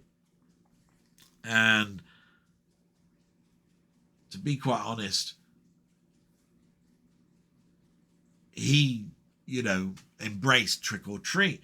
But I'm dreading trick-or-treat this year. If we have any trick-or-treaters that come to the door, my mum might hear the doorbell and try and get up and answer the door, and that's a no-no, right? It's why we've got a barrier up to stop her from being able to do that. But if I'm at the back of the house for any amount of time because I've got to do things like washing up and drying up and putting away or cleaning, and I don't hear it, that's a danger. And it'll be kids or even adults going trick or treat, and I'll be going, oh, for bollocks sake, it's, you know, it's an American tradition type thing. It's not something that we embraced over here, but it's something that we do now. And I understand the kids wanting to dress up and go out with their mums and dads, but we live in a street, this particular street, where there aren't really young kids. It's a very expensive area to live. You'd have to buy the house, you know, when you've got a pretty good wage, you know, like I'd say 50,000 a year might just about get you a house around here, or have a dual income. It's the only way, especially with the amount of deposit you have to put down. So, yeah, because the houses around here are like 400, 500,000. Because they're all semi-detached or detached houses. So, yeah, expensive area. So I get your opinion about Halloween. I do remember last year, I think that you did a series under your Steve's Gaming Part 1 stream. I think you had to think of some horror films, or you definitely did Christmas. A Christmas game every day up until the 24th you did. I know you did that. And it was getting difficult for you, and you're in your second year, and you're going, oh my God, I remember last year, and I've got to think of new games I'm going to bring in. And it's hard. It gets hard. And when you're not talking about films, even harder, because you're just in the gaming industry. So, yeah, I'm with you on it, matey. I think I am on that. All the best, and please give my love to your mum, which you know I will. Thank you so much, matey. Wonderful comment from you there. Ain't you little git, my little salute at the end. It's the law. Can't help it. Moving on, we get another fantastic friend. And if you've not subscribed to some of these people I'm talking now, and this next one, by the way, is Ian Hill, The Ramblings. I don't know what's wrong with you, right? Please go over there, subscribe, right? Does a fantastic job, loads of stuff every day. There's something coming out. There is, literally every day, and I mean that literally as well, right? He's doing his top 5 war films through the years, and they come out daily. So I know that's true. But he's put this time, hi Delboy, hope you are okay. And as usual, doing the best you can. Another great live with you on Wednesday. It's good to be taken away from life for a few hours. I know after 9 p.m. all your duties are complete, and you can then enjoy your time talking about films or whatever is brought up in the chat. And that's where I have to turn around and say, look, he's even accepted, without me mentioning it to him, how concerned I am that we start at 8, and I'm really about as much use as a chocolate fireguard up until after 9 o'clock. And it must be difficult. He also has to wait for me when we start. My mum might want the commode 5 minutes before I'm going to go live with Ian. And he's been so supportive. He said, I wouldn't have it any other way. I'm not going to start without you. And he's moved whole days for me. What can I say about a guy that does that? Other than he deserves every support he can get. Every support. And I mean that. My week has been very mixed, he says. Some days have not had much pain. Other times it's been intense. It's now feeling much colder too, so the heating has been on. However, I do keep monitoring it, worried about the cost. Yeah, because of that bloody government taking that away, credits and all that sort of pensioners' credits and shit. Watched quite a few films. The 3 I enjoyed most I will talk about. The first one was Thunderbolts 2025, which was a massive return to form for Marvel. Yes, it was. It felt refreshing. Some great characters, and so good to see Florence Pugh putting in such wonderful performance. The second film was the one you sent me, Awakenings. Yeah, what a film. Awakenings. Anybody who ain't seen that film, make a note. It came out in 1990. It's called Awakenings. It's got Robin Williams, Robert De Niro, Judy Kavner. Fantastic. Based on a true story. Brilliant. If it doesn't make you cry at the end, well, I don't know what. You haven't got a heart, to be quite honest. I had watched this at the cinema and loved it at the time of release. It was a great reminder of how good Robert De Niro and Robin Williams were. Based on a true story set in a psychiatric hospital, it was very authentic. It made me feel both happy and sad. A beautiful film. Yes, it is. And it's 35th anniversary this year. I'm buying it on 4K for definite. And if it doesn't get a steelbook, I'm upset. But I'll buy it standard. Don't care. Such a great film. Must have watch. The third film was Cold Mountain 2003, starring Nicole Kidman, Renee Zellweger and Jude Law. It was an epic film set in the South at the beginning of the American Civil War. I love the film so much I ordered a Blu-ray, and the CD of the soundtrack from Music Magpie just arrived today in an excellent condition. Proper bargains. The songs on the CD soundtrack are great, with a bluegrass and folk sound. Jack White, who was in the film, is featured on some songs. It is a brilliant one. I need to check to see whether I've got the soundtrack. You've made me very jealous because I might not have that. 2003, I was just got sciatica, and 2 years later had to sell my house and move south. So I remember seeing the film. It was on Sky in 2004, but I'm not even sure myself. I think I've got it on DVD myself. So 2 things I need to do, to be quite honest. So dead jealous of you, matey. Thank you very much for sharing that. So my question this week is, do you think some genres of music will struggle to survive and have little impact in the future? Absolutely. Don't even have to think about that. When you think about the fact that classical music and opera, which came from all those centuries ago, you know, the 16th, 17th, 18th century and going into the 19th century, have had a hard time with reissues on any medium, tape, record, CD, and now Blu-ray as a sound format, which I bought some from SDE. I have to look at it and go, absolutely, because the millennials, and I do feel sorry for them a little bit, and even before the millennials, the introduction of CD caused us to be a one-track nation where we skip tracks. We don't listen to whole albums. I remember when I was listening to records, we listened to the whole thing because we didn't want to pick up the needle and scratch the record, right?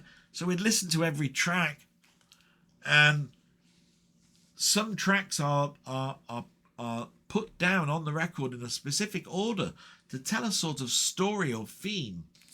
And now, skip. If you don't like the first 5 seconds, you're off. So I think every genre is at risk, right?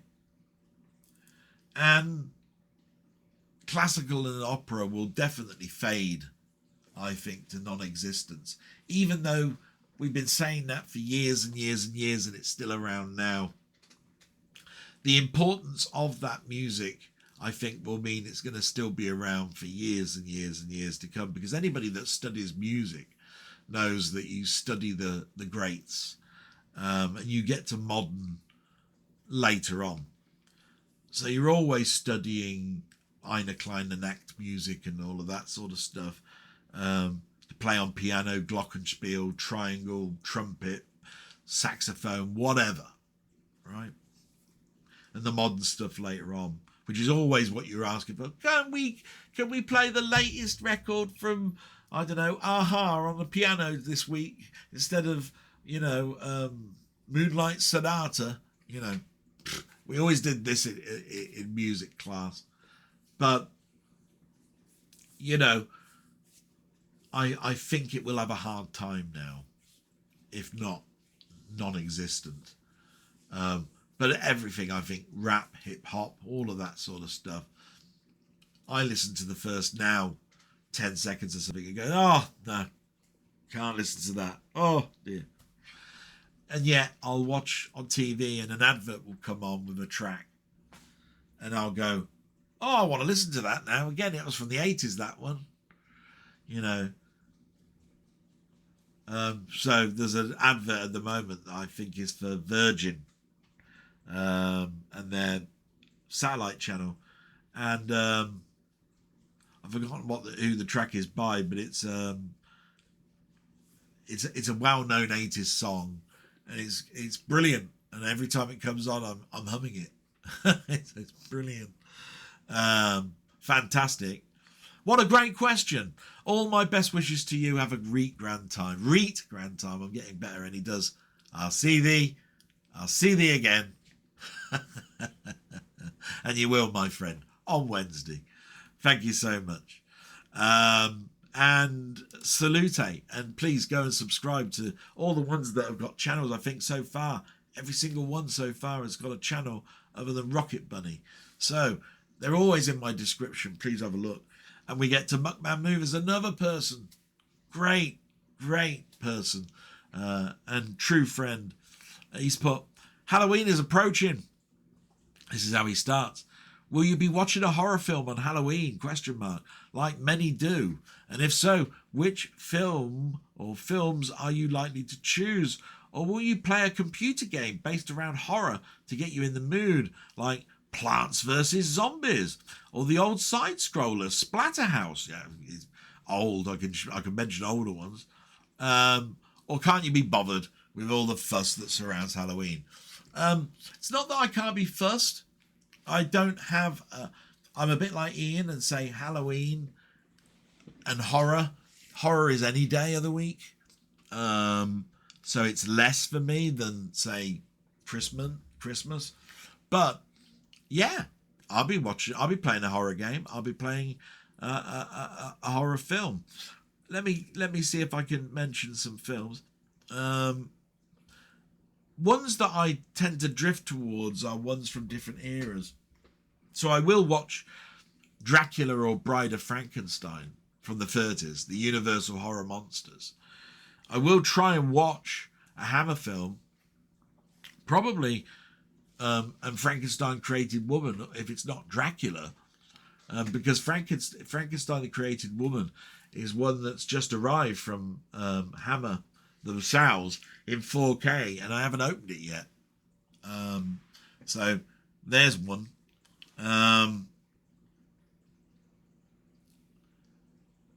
I always watch Creepshow. It's religious to me on Halloween. It's the one, even though most people will go, how can you not watch Halloween on Halloween? I find that quite easy. I can watch it whenever I want, like I said. But Creepshow, I just love the little, I love anthology stories, little snippets like Twilight Zone, the movie, and From Beyond the Grave, and all of those lovely films that had little stories that made up a macabre whole film. Tales from the Crypt and all of that sort of stuff. When it comes to games, and of course, another film, sorry, and I can't miss this one. If I'm watching Bride of Frankenstein, it will be followed by Young Frankenstein. Mel Brooks and his parodies of films or film genres. And Young Frankenstein is such a good film. How he made such a good film in 71? Amazing. Got a young Gene Hackman in it as well. Marvellous. Game-wise, I'll go back earlier than you. You mentioned Splatterhouse and Plants vs. Zombies. How about Cauldron on the Commodore 64? Friday the 13th on the Commodore 64. Evil Dead on the Commodore 64. All of those I have played at some point at Halloween, and I may go back to them, visit them. They hold a huge charm to me, even though they're some of the worst games in existence. Yeah. Cauldron, rock hard. Friday the 13th. It's so bad, it's good, is that game. Evil Dead, yeah. Weird hands and arms and legs flying at you while you're on a top-down version of a house. And I remember buying that game by the cover and the fact it was based on a film that I'd just seen. And, oh my God. Yeah. Saying that, it's in that same category. It's so bad, it's good. But there are Atari 2600 games with Friday the 13th and so forth. So many I could pick, but I'll mention those at the moment. What a great question. Thank you so much. Moving on, we get to, and salute, my friend, and I hope you liked the video I did for you. You're a very naughty boy. That's all I got to say. And go and watch that video and you'll see what I mean. Very generous of you. Thank you so much. And I'm humbled. Thank you for being my friend. We move to Martroid, another friend of mine. He's put more than he normally does, but he's put quick question, Del. He starts off with a question. Have you ever rage quit a video game? Like full on quit out of frustration? I nearly did the other day during a brutal boss battle in the game I've been playing. You know how it goes. Either I got explosively angry or my hands started shaking from the adrenaline. Or maybe that's the diabetes, who knows. It's all just part of the fun, I guess, but I'm curious, am I the only one who gets like that? No, I don't think you are. Have I ever rage quit? It's very rare that I'll rage quit a game. But in the early days of the Amiga, I was buying games whenever they came out. Didn't matter whether I'd had it before on the Commodore 64 or not. I bought any tack that came out. One piece of tack, or cack, or whatever you want to call it, was Baticus. Oh, I have nightmares thinking about that game. It was atrocious. And I could almost in the same breath talk about from the same company, which is Psygnosis, a game called Barbarian. Mainmeister said it a million times in his streams because he puts it on. Because there's nothing wrong with the graphics and there's nothing really wrong with the sound. It's the control mechanism. It uses icons at the bottom of the screen. So instead of using a walking along, you have to hit an arrow key to move along. And then you've got to act really quickly if something comes on the screen and tries to kill you. Are you going to hit back? Are you going to hit down for duck? Are you going to try shooting it? And by the time you've thought about which icon it is, you're dead. Oh, man, that's such a bad game. I've mentioned it loads. Rise of the Robots gave me rage details. I bought that game for 25 quid. And even the store owner, who must have been smiling when he sold it to me, said, there's a deluxe edition with a mouse mat. Do you want to buy that? And I did, so it was 30 quid. Right? I got that home, and just like earlier, where I'd got a game called Street Fighter, the very first Street Fighter game, I put this Rise of the Robots on, and what a load of junk it was. Awful. And I've rage quit that game for different reasons. Brilliant. Absolutely fantastic. Salute, my friend.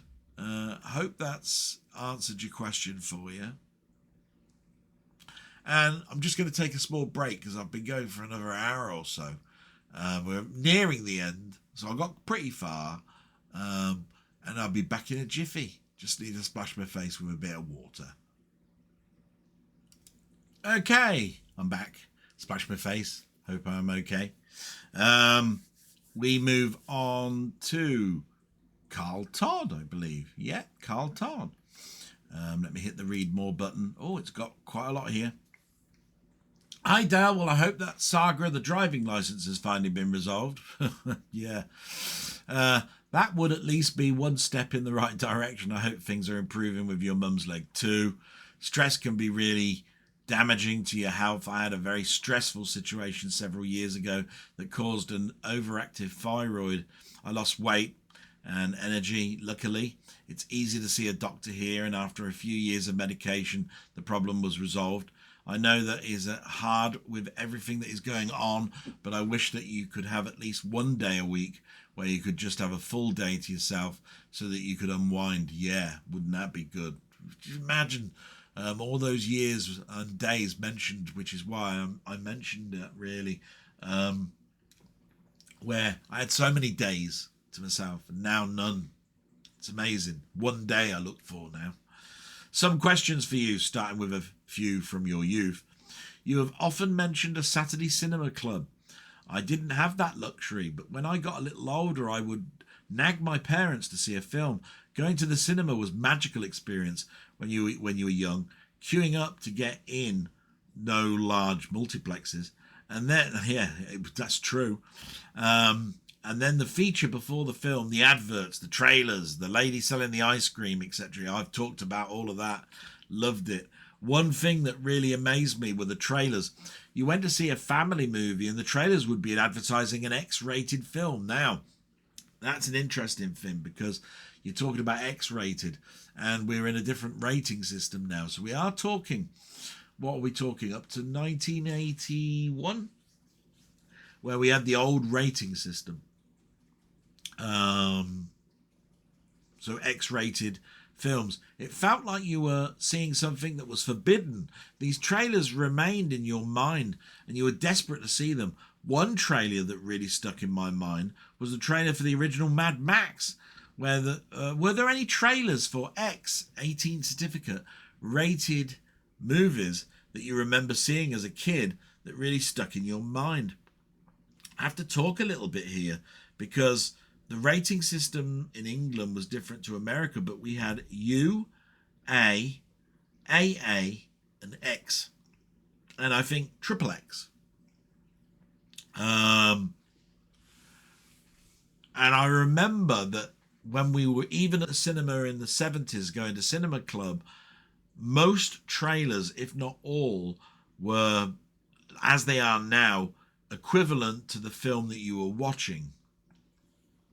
Now, if you were in cinema club, that would mean a U-rated film. So an A-rated film would probably be Raiders of the Lost Ark, something like that, right? But there was one that was shown, and it sticks in my mind because we were watching a double bill. So we had all the Flash saves the universe or whatever it was, or Flash's trip to Mars or whatever. And we had the the cartoons, Mr. Magoo and all of that sort of stuff. And we were watching two films. It was Meteor. What was the other one? It was Meteor. Oh. What was the other film? Got it in my diary, but I haven't read it. You see, I haven't read the question. Know the answer to that. But in there was the trailer, and I was shocked because I really, really wanted to see it as well. Escape from New York. Now that must have been an X certificate film. I think it's like a 15 now, but back then that was an X-rated film, so it would have been classed at 15 as being an A or an AA, an AA film. And that shouldn't have been shown when Meteor was being shown. But yeah, Meteor scared me. Orpheus, that bloody big asteroid, Orpheus, and the noise it made when you saw that meteor, and every time they showed it in the asteroid belt, or when it was heading to Earth with all the splinters, meteors about to hit the Earth. Brilliant disaster film, really, but it's not recognised very fondly. But I think more now. I hope that answers that one. 2, there hasn't been a food question for a while. When you were kids, what were lots of amazing crisps that no longer exist? Can you think back to what were some of your favourites? Well, there was a weird time, just as I was turning a teenager, where we had hedgehog flavoured crisps, Marmite flavoured crisps, trying to think of some of the others. We had Bovril, but that was more like beef. Didn't really make much of a difference. But I remember eating Twiglets for the first time, which was Marmite. Burn your mouth after a while. It's like a pretzel but made of sticks. It's like, I tell you what, it's like going out there, finding a bird's nest full of those little twigs and smearing it with Marmite and eating it. Twiglets. I like them. Can't eat a whole bag of them. Bloody hell. Burns your mouth after a while. Dries it out as well. But you wanted crisps. Hedgehog and Marmite come to mind. I'm trying to think. There was one really weird one. We never had I never tasted a chocolate flavoured crisp. Probably was. Oh, cola. Cola crisps. Not very long. I think it lasted about 3 months. Don't know who brought it out. Could have been Smith's crisps. I'll tell you one thing. This is a funny story. I was given a bag of crisps that they even make now. In fact, actually, they're well regarded now. And it was by, I think, Smith's.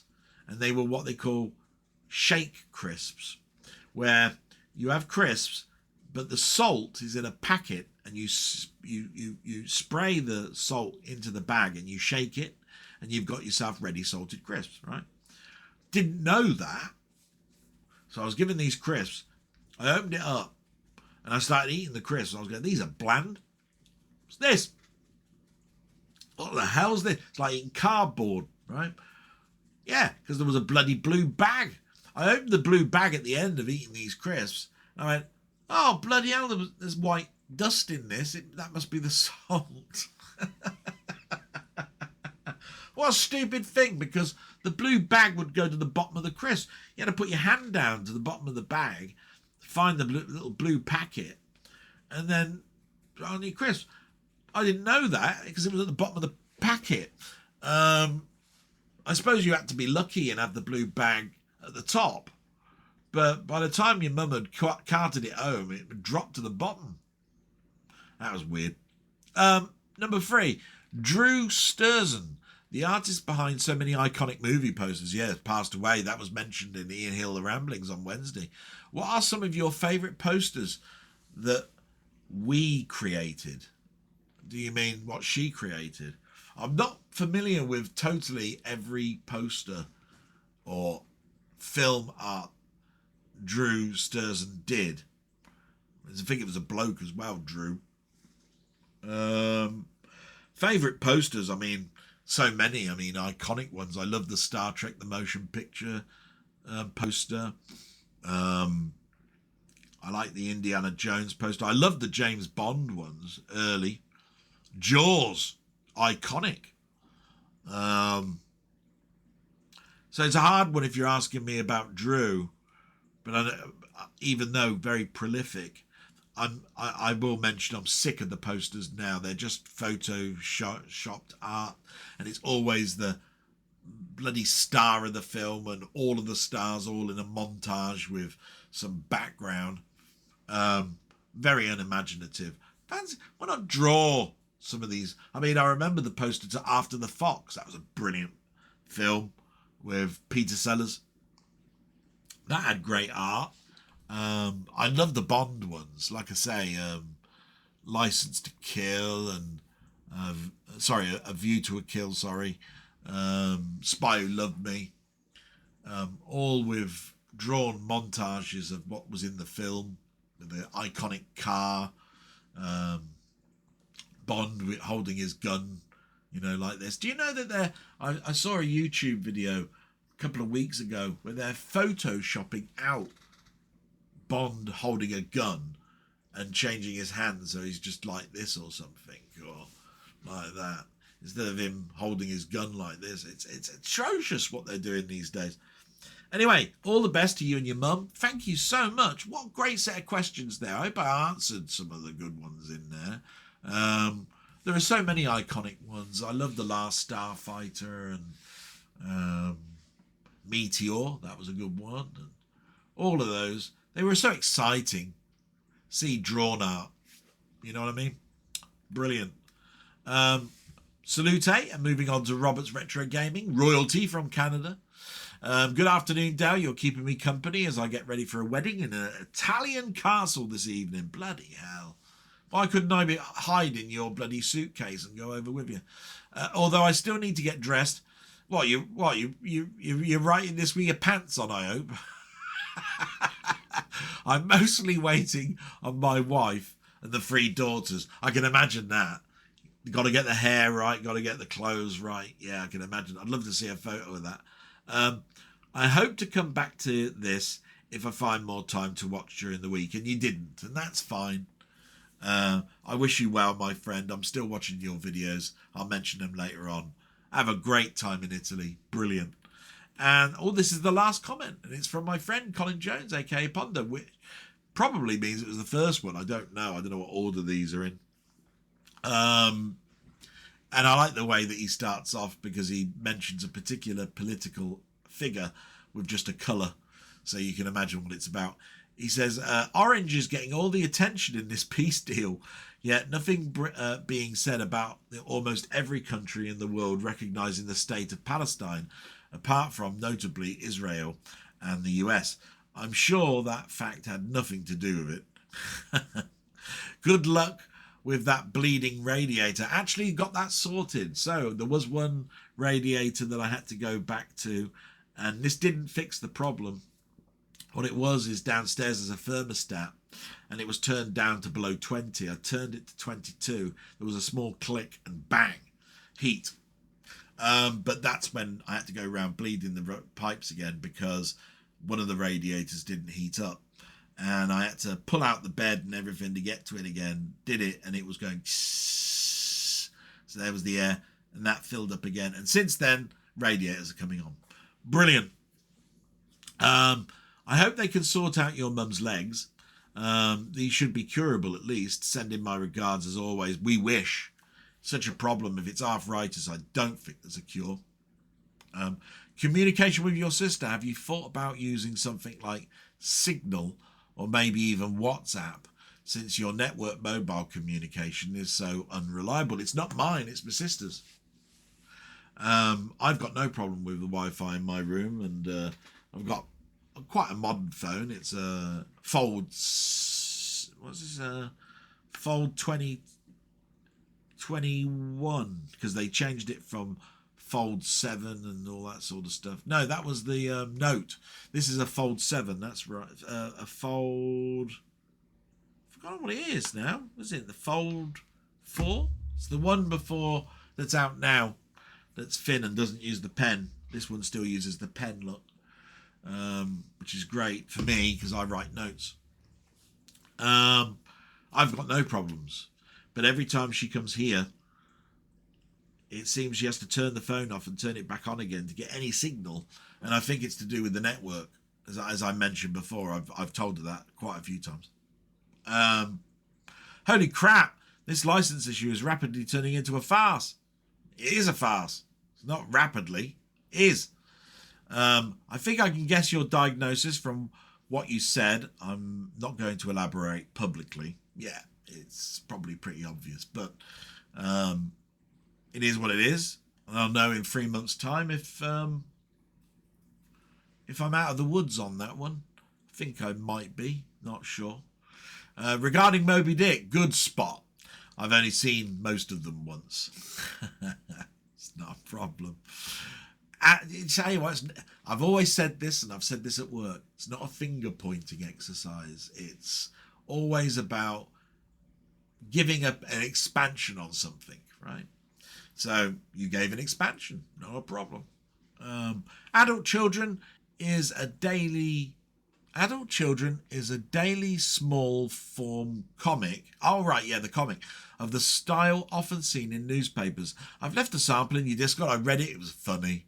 I did find that funny. And thinking back, I saw a video, and I'll talk about it later on. Reminded me Lookin'. Do you remember Lookin' magazine? It was the children's TV Times, and that had loads of cartoons in it, mostly based around the TV programs we were watching, but there was also some fun little free panel ones. Love those. And of course there was that on the internet, I forgot what it was called, something cat, Charlie's Cat or something's cat, I can't remember. Brilliant. Made them animated on YouTube. Loved it. Forgot what it's called now. It's doing my head in. This is where my brain is going, oh, I'm so tired I can't think. Simon's Cat, something like that. Love those. I could also call Buster Move a puzzle game, especially when you consider its original name a Puzzle Bobble. Yeah, because I called it Buster Move, didn't I? And I said that that's one of mine, along with Zuma and a few others. The game's name that escaped you, I believe, is Nebulous. Can't remember what the question was. Nebulous. Probably was. I'll still be watching Tron Ares, though maybe not at the cinema. The lack of cinema has nothing to do with reviews. No, that's the same with me. Remember, I've told you, getting to the cinema now, very difficult. Last time was Fantastic Four. I managed to get away a Saturday morning when my sister was looking after my mum. But my question is, what is the best car you've ever driven? Maybe not the most expensive or anything like that, but the one you found most fun to drive. That's difficult because it wouldn't be a car I owned. If you want to know the car I owned, it's the car I'm driving now, an Audi A3. It was the car that I was not going to buy because I was going to buy an Audi A4 brand new. But when I actually went in, I had a test drive in an Audi A4. I liked it, but I thought the dashboard was a bit basic or old looking compared to the next car I drove, which was an Audi A3. Now, the Audi A3 to me was perfect. And I'll explain why. I like old style dashboards. Next to no buttons. You know what I mean? It's like all you got is heater control, things that go from left to right, buttons for the warning lights, all of that sort of stuff, right? But this had that, and it had very little, right? But you pressed a button and the screen came up out of the dash. And that's where all the central control was for the jog dial. Now, I've always wanted a car with a jog dial because back in the early 90s, I was a friend of mine had BMWs and they used jog dials, and I'd never had a car with a jog dial. My cars were Astras and so forth. So my Audi A3 has been the best car I've ever owned, and the worst car, but the most fun of all the cars I drove, was my Peugeot 205 GT. And it wasn't a GTI because I couldn't afford the insurance. This was back when I'd only just been driving for about a year and a half. My first car being a Maxi. Okay. And so I bought this Peugeot 205 GT. But the problem was I didn't do it. There was no internet. And I did all my reviews on what I knew. And everybody was talking about the GT being a great little car. But I bought it a year before the model I should have bought. So the very first year it came out, and it had the most problems, right? So Peugeot, they were part of Citroën later on, but they also, let's see, what was the manufacturer that they were part of? They had it escapes me. But anyway, the gearbox was out of not a Peugeot gearbox. And it had no gate between fifth and reverse. So this car could go from fifth into reverse, no gate. So you could be travelling along the motorway, forget you're not in a 6-speed car, and go... I hate to think what that would do. It wouldn't put the car into jackknife, but it would tear your gears to bits. And it had the best carburetor. Okay. But and so that's probably one of the reasons why I thought it was a fun car, because it had what they call Weber, twin carb Weber carburetor. The later models had Solex. I remember that part of it. But this gearbox, because it was out of an old, was it Fiat? It wasn't Fiat. Talbot.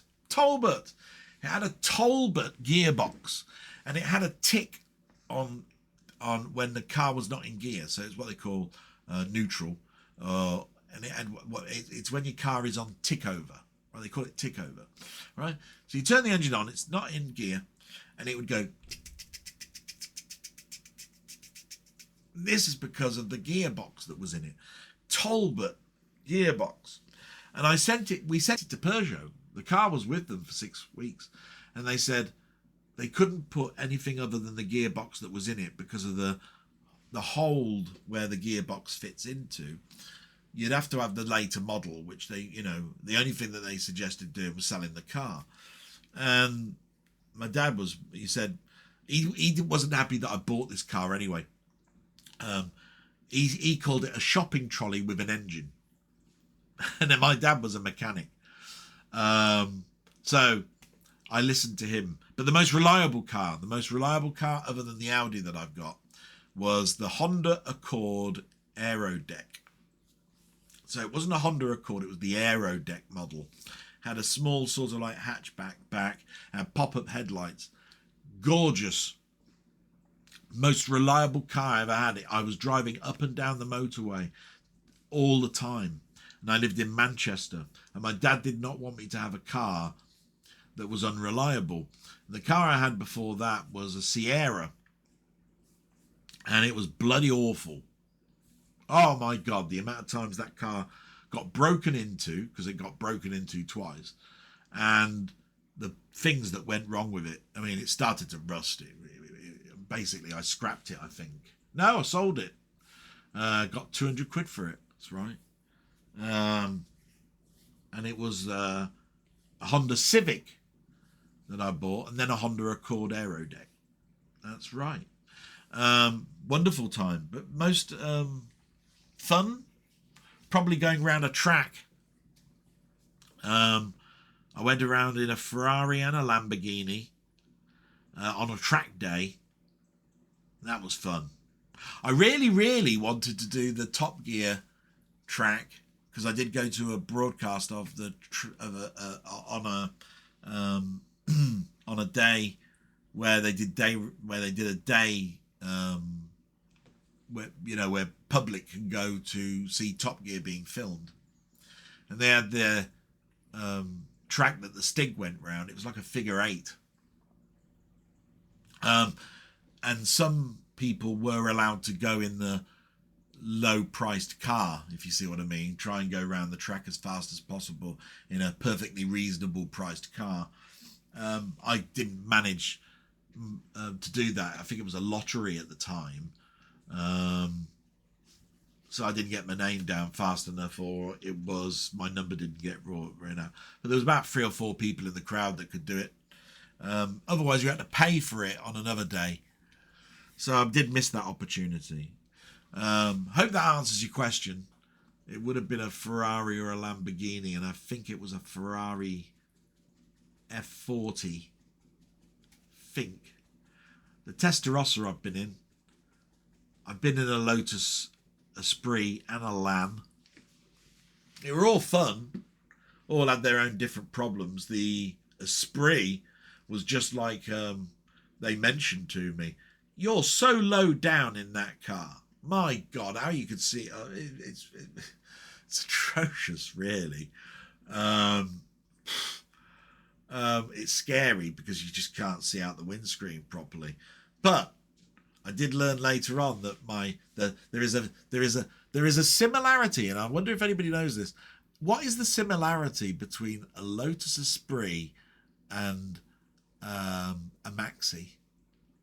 Right, there is a similarity that's in both of those cars, and I found that out many years ago. And the person that told me it might be totally wrong, but from what I remember, it's possibly true. So I'm going to leave that question out there. Thank you so much, and that's the end of the shout outs and the questions. So we're going to have to read out as fast as I can what I've watched, because we are well over 2 hours. So watched on YouTube, there are 4 specific things I watch all the time, and that is This Week in Retro, Tech Moan, Gadget Show, and Chronologically Gaming. And this week, bumper sort of week, really. Some interesting ones, not the best, not nothing bad at all. This Week in Retro had turning DOS into a console, right through Falcon's Maze, and Back of the Bus. Now, 2 of these I really enjoyed. Turning DOS into a console, I kept turning around and saying, yeah, but what about ExoDOS? What about ExoDOS? But they're quite right in saying that the new DOS box that's coming out, that's apparently out now, ExoDOS is easy to use, but it's not really consoleized. But it is, in a way. I've got Batacera in a small form factor PC, and it's got ExoDOS on there, and I can plug that into a TV and I can play it. But this DOS that's coming out, DOS box, this new one, seems much more console stylized. So yeah, anything that does that, absolutely brilliant, because I want people to play all those old games, Doom and so forth, without having to use config sys and autoexec.bat to put RAM into high and all that. I still remember putting mouse drivers high to give myself more conventional RAM. Brilliant days.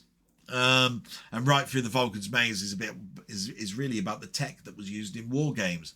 War Games is one of my favourite films. If nobody has seen War Games with Matthew Broderick, go out and see it. Brilliant film, loved it. But yes, there are mistakes in it, and you don't look at those things. You're a kid watching an entertaining film.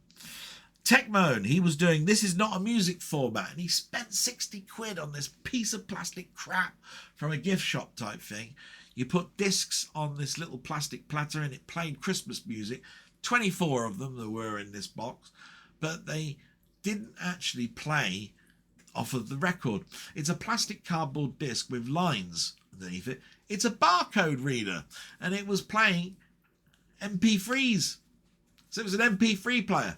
Go figure. Looked like a gramophone. Piece of plastic shit. 60 quid. Brilliant though. Just so you don't buy the damn thing, but interesting to know that different music format. So this was a barcode reader program. Brilliant. Gadget show. They did a couple. There was PS6 confirmed, and AI takes over Hollywood. Yeah, interesting articles. And then Apple Vision Pro versus AR glasses, because Meta have brought out AR glasses. So that was interesting as well, because nobody knows if Apple Vision Pro glasses are going to come out. The Ray-Ban things are out, so I take it they will. So there we go. And chronologically gaming, he's still in 1982, but he's got up to the point where the arcade game Sinistar is out. So that was definitely a fun video for me to watch. Now, the rest of the stuff, I'll go for it quite quickly. I watched something called More Fun Fixing It and More Fun Making It. That's the name of the channel. It's quite a long name. But he was fixing Commodore 64 C2N tape decks. And of course, I used to repair those. So it was interesting to watch. It was great to see him sort of like change the flywheel and put the belts on and do the azimuth alignment. Now, I used to do the azimuth alignment with a tape program by Interceptor Micros. He uses a flash cartridge. So, but it's the same thing. But it brought back memories. Then there was one called Rerun Zone. They did 10 chilling episodes of The Twilight Zone that still haunt me. And I recognised every single one of the episodes, of course, because Twilight Zone is the #1 TV show ever made, in my opinion. In my opinion. And so I recognised all of those episodes, and they were all brilliant. Then there's a channel called Retrospectives, and that's where that thing I made earlier on, a comment just now. It was Lookin' Magazine, May 1983. And I was so loving that video, I put it in my Discord as an interesting site to go and look at. I loved Lookin' Magazine, brought back so many memories. Then you've got Bacon Ice Cream Productions. That's right, a weird name. But it came up because I think it was one of the first videos that announced that Atari have announced a new console called the Intellivision Sprint. And it is one of their new consoles they're coming out that is in the style of the Intellivision, with wireless Intellivision controllers, where you'll be able to play 40 plus games on this console, like the Atari 2600 models that Atari have brought out. It's not a mini, but it is a consoleized, modernized Intellivision. So that was my retro bit for today. Then there was a channel called Double Reel TV. It was the history of Simon and Simon, the TV series. And that came up and I went, I remember the theme tune to that, loved it, watched it, this video. And I looked, and he's done no end of retrospectives for the Hulk, Battlestar Galactica, all sorts. So I subscribed to that because I thought it was a pretty good channel. Then there was Secret Galaxy. And this is where the other thing I mentioned, the crazy history of Scooby-Doo, Where Are You? And that was interesting because, like many programs like Mr. Ben, Fingerbobs, Bagpuss, we all thought that there was hundreds and hundreds of these episodes where there was only like 12. Same with Scooby-Doo. So that was great to watch. Prime Video, they brought out a video of Kelsey Grammer reacts to classic favourite Frasier scenes. So he was in Frasier, even the reboot, was in Cheers, and they wanted to see his reaction to some of the most classic, iconic scenes that were in Frasier. And it brought back so many memories. I can see the emotion on him when they got to Frasier's dad, played by, was it Mahoney? That's right, his name was Mahoney. And he said what a wonderful actor it was for him to work with, and how much of a bond he had with Niles. And just before the first thing I watched this morning was an old video, but it's only from about 4 months ago. It was the 8-Bit Guy. He did What If the VIC-20 was in an alternative reality? And the VIC-20 was my first colour computer, not first colour console, first colour computer. I had a ZX80 and an 81 before it, both black and white. And the VIC-20 I had halfway at the end of 1980. It was the Christmas of 1980 that I had it. And yes, he talked about what if the VIC-20 didn't have a base RAM of 3.5K but had 40K instantly, and what would that mean for its games? And he showed all the modern games that have been made just recently, and there are some fantastic stuff. Who'd have thought that you could play Prince of Persia on a VIC-20? And he showed off some ones that were written in 3.5K that Colin, aka Ponder, has actually shown. Forgot what the title is. It's only a 3.5K game, but it's a little platform game. Absolutely marvellous, right? But you can make on this machine, because of its high-res mode and its multicolour mode, you can make software sprites. So some of the games that you could make, he showed mock-ups that you could make Spy versus Spy. You could make International Karate Plus. They would look like the Spectrum versions, but they would be on the VIC-20 with the VIC-20 sound chip. So you can just imagine that if the Commodore 64 didn't come out and the VIC-20 was in an alternative reality and had 40K as base RAM, you could write and develop these games that would have splash screens, loading screens, beginning sequences. The closest we got, he showed, was Omega Race, which had a splash screen which said Omega Race. It was unheard of on the VIC-20. It was just text that said press fire. It's pretty much it, with the title in text and possibly a scorecard telling you what each of the creatures that you kill would be. That's as much as it went to. Go and look at Bounty Bob or something like that, Minor 49er on the VIC-20, just to show you how basic a screen can be. And remember that people wrote games for the base model, so that's why so many games are in 3.5K and there's very few that are in 8 or 16K. A weird time. Brilliant. That was great. So we move over to film, TV and soundtrack, and we move to my friend Ian Hill, The Ramblings, which I can't say enough. Please subscribe to him. Please go and like his videos. This is what he came out with this week. Top 5 war game films, 1993 to 1998. Doctor Who review of Silver Nemesis. X-Files review of Season 5, Episode 1. And Stop Making Awful TV Out of Great Films, a rant. Plus Live With Me. So what can I say other than you got to watch it just because I'm in it. So there you are. Absolutely fantastic. Moving on, there was Mondo Chelovic Movies. He did a 4K imprint special edition unboxing, and he did off the shelf chats with a friend of his called Steve Court. That was very interesting. I enjoyed that because the week before there was nothing because it was just for his members, like a Patreon type thing. So it's nice when he comes back. And oh my God, Through the Lens, another person that you really do need to subscribe to.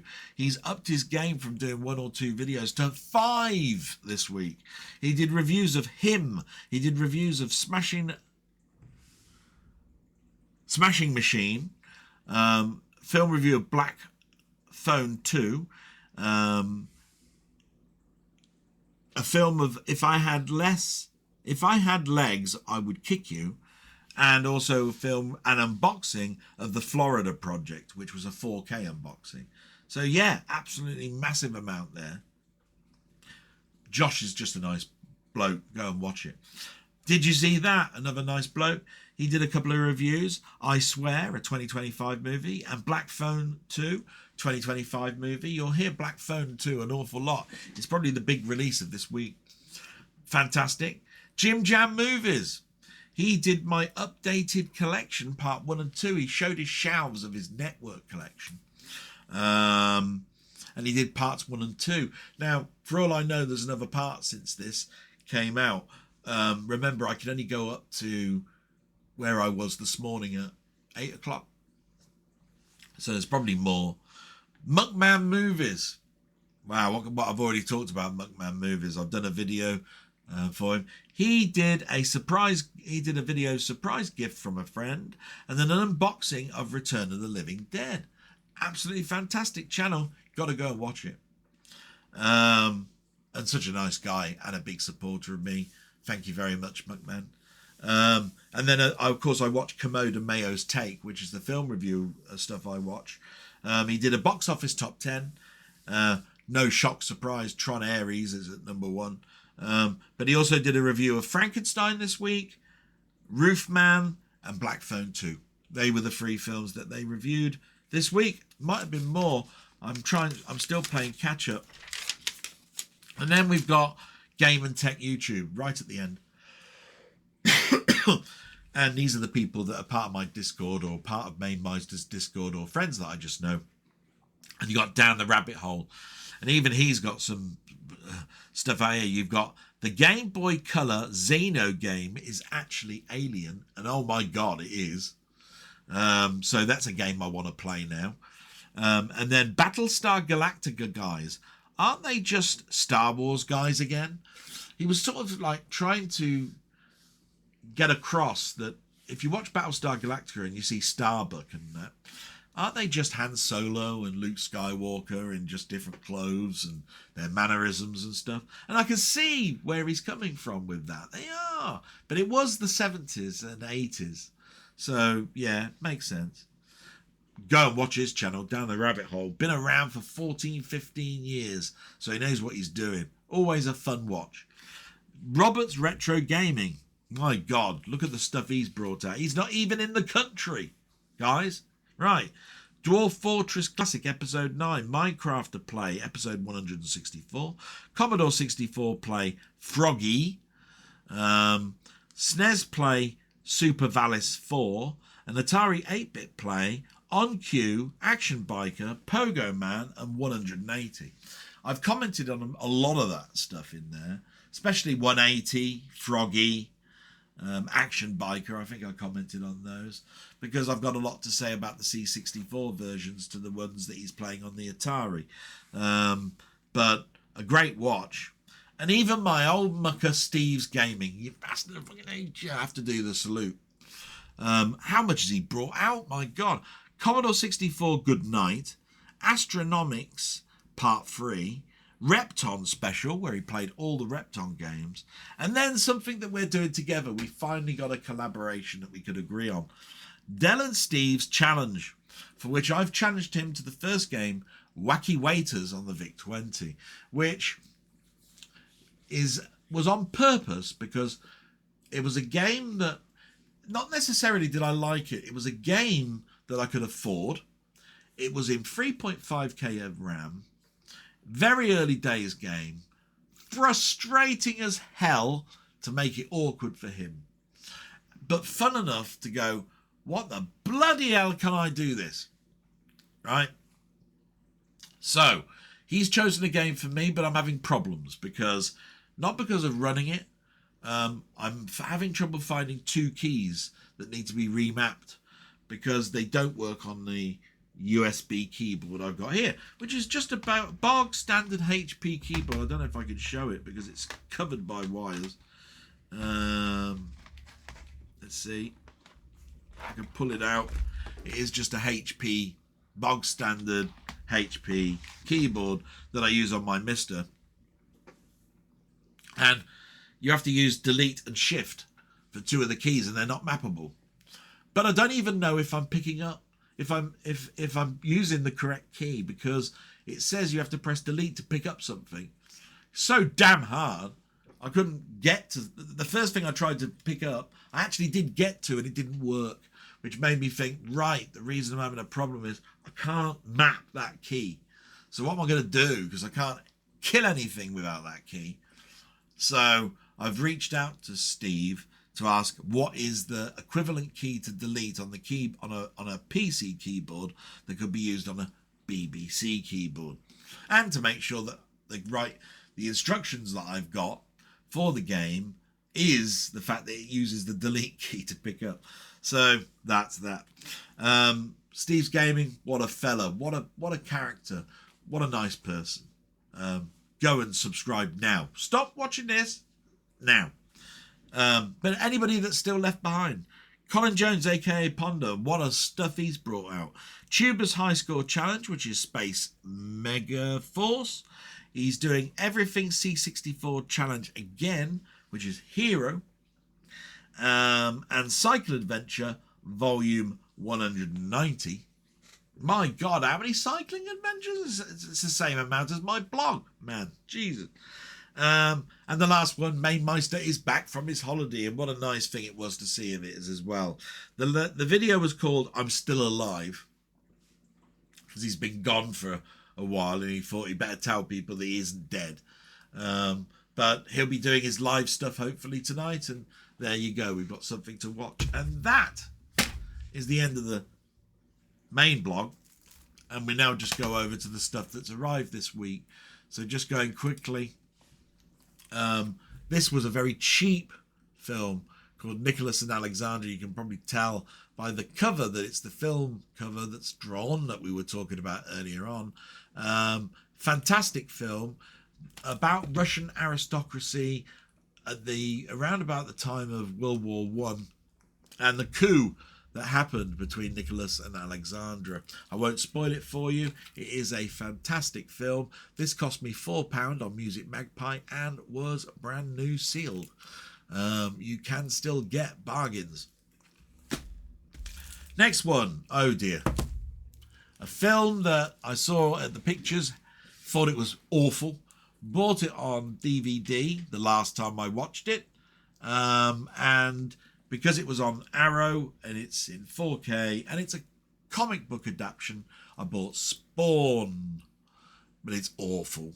It's a real bad film. It's sometimes I find that hard to say it's so bad it's good. I'll look at the back there so you can see. There's a director's cut on here. I'm intrigued by that. But it is truly awful. A good horror film. Well, horror related is Jacob's Ladder, which is a steelbook. Nice looking cover. Definitely one to watch possibly at Halloween if you want to watch a new film that's just come out this week in a format. Then we've got the aforementioned Muckman's Return of the Living Dead on opening. I've got the same film. Looking forward to that. So I know what's in there because I watched Muckman's video. And the last one is from Muckman himself, which I've done a video on. Yojimbo and Sanjuro. Two films, 1961 to 1962. Really looking forward to it. It is Korean. But if it's anything like the Seven Samurai, brilliant. And there's one other, and I forgot to show it, and that is the Hammer horror box, The Curse of Frankenstein. If I've got time, hang on, let me just see if I can get to it. I'll see if I can show it. I've had to go over to my... If you hear me going away, it's because I'm actually over the other side of the room. It's actually come in a box like this. And the box is a bit basic, but all of the Hammer ones are. But this is a behemoth of a set. And here it is. The Curse of Frankenstein. First one that's probably really well known in this Hammer line, other than Captain Kronos. But this one's got Peter Cushing in. It's a gorgeous book. I mean, look at it. It's absolutely huge. Quite costly. I pre-ordered it.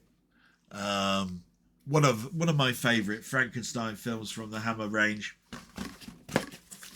And I'm really looking forward to that. And we come to the end. Had to rush about then, or hobble. Thank you so much.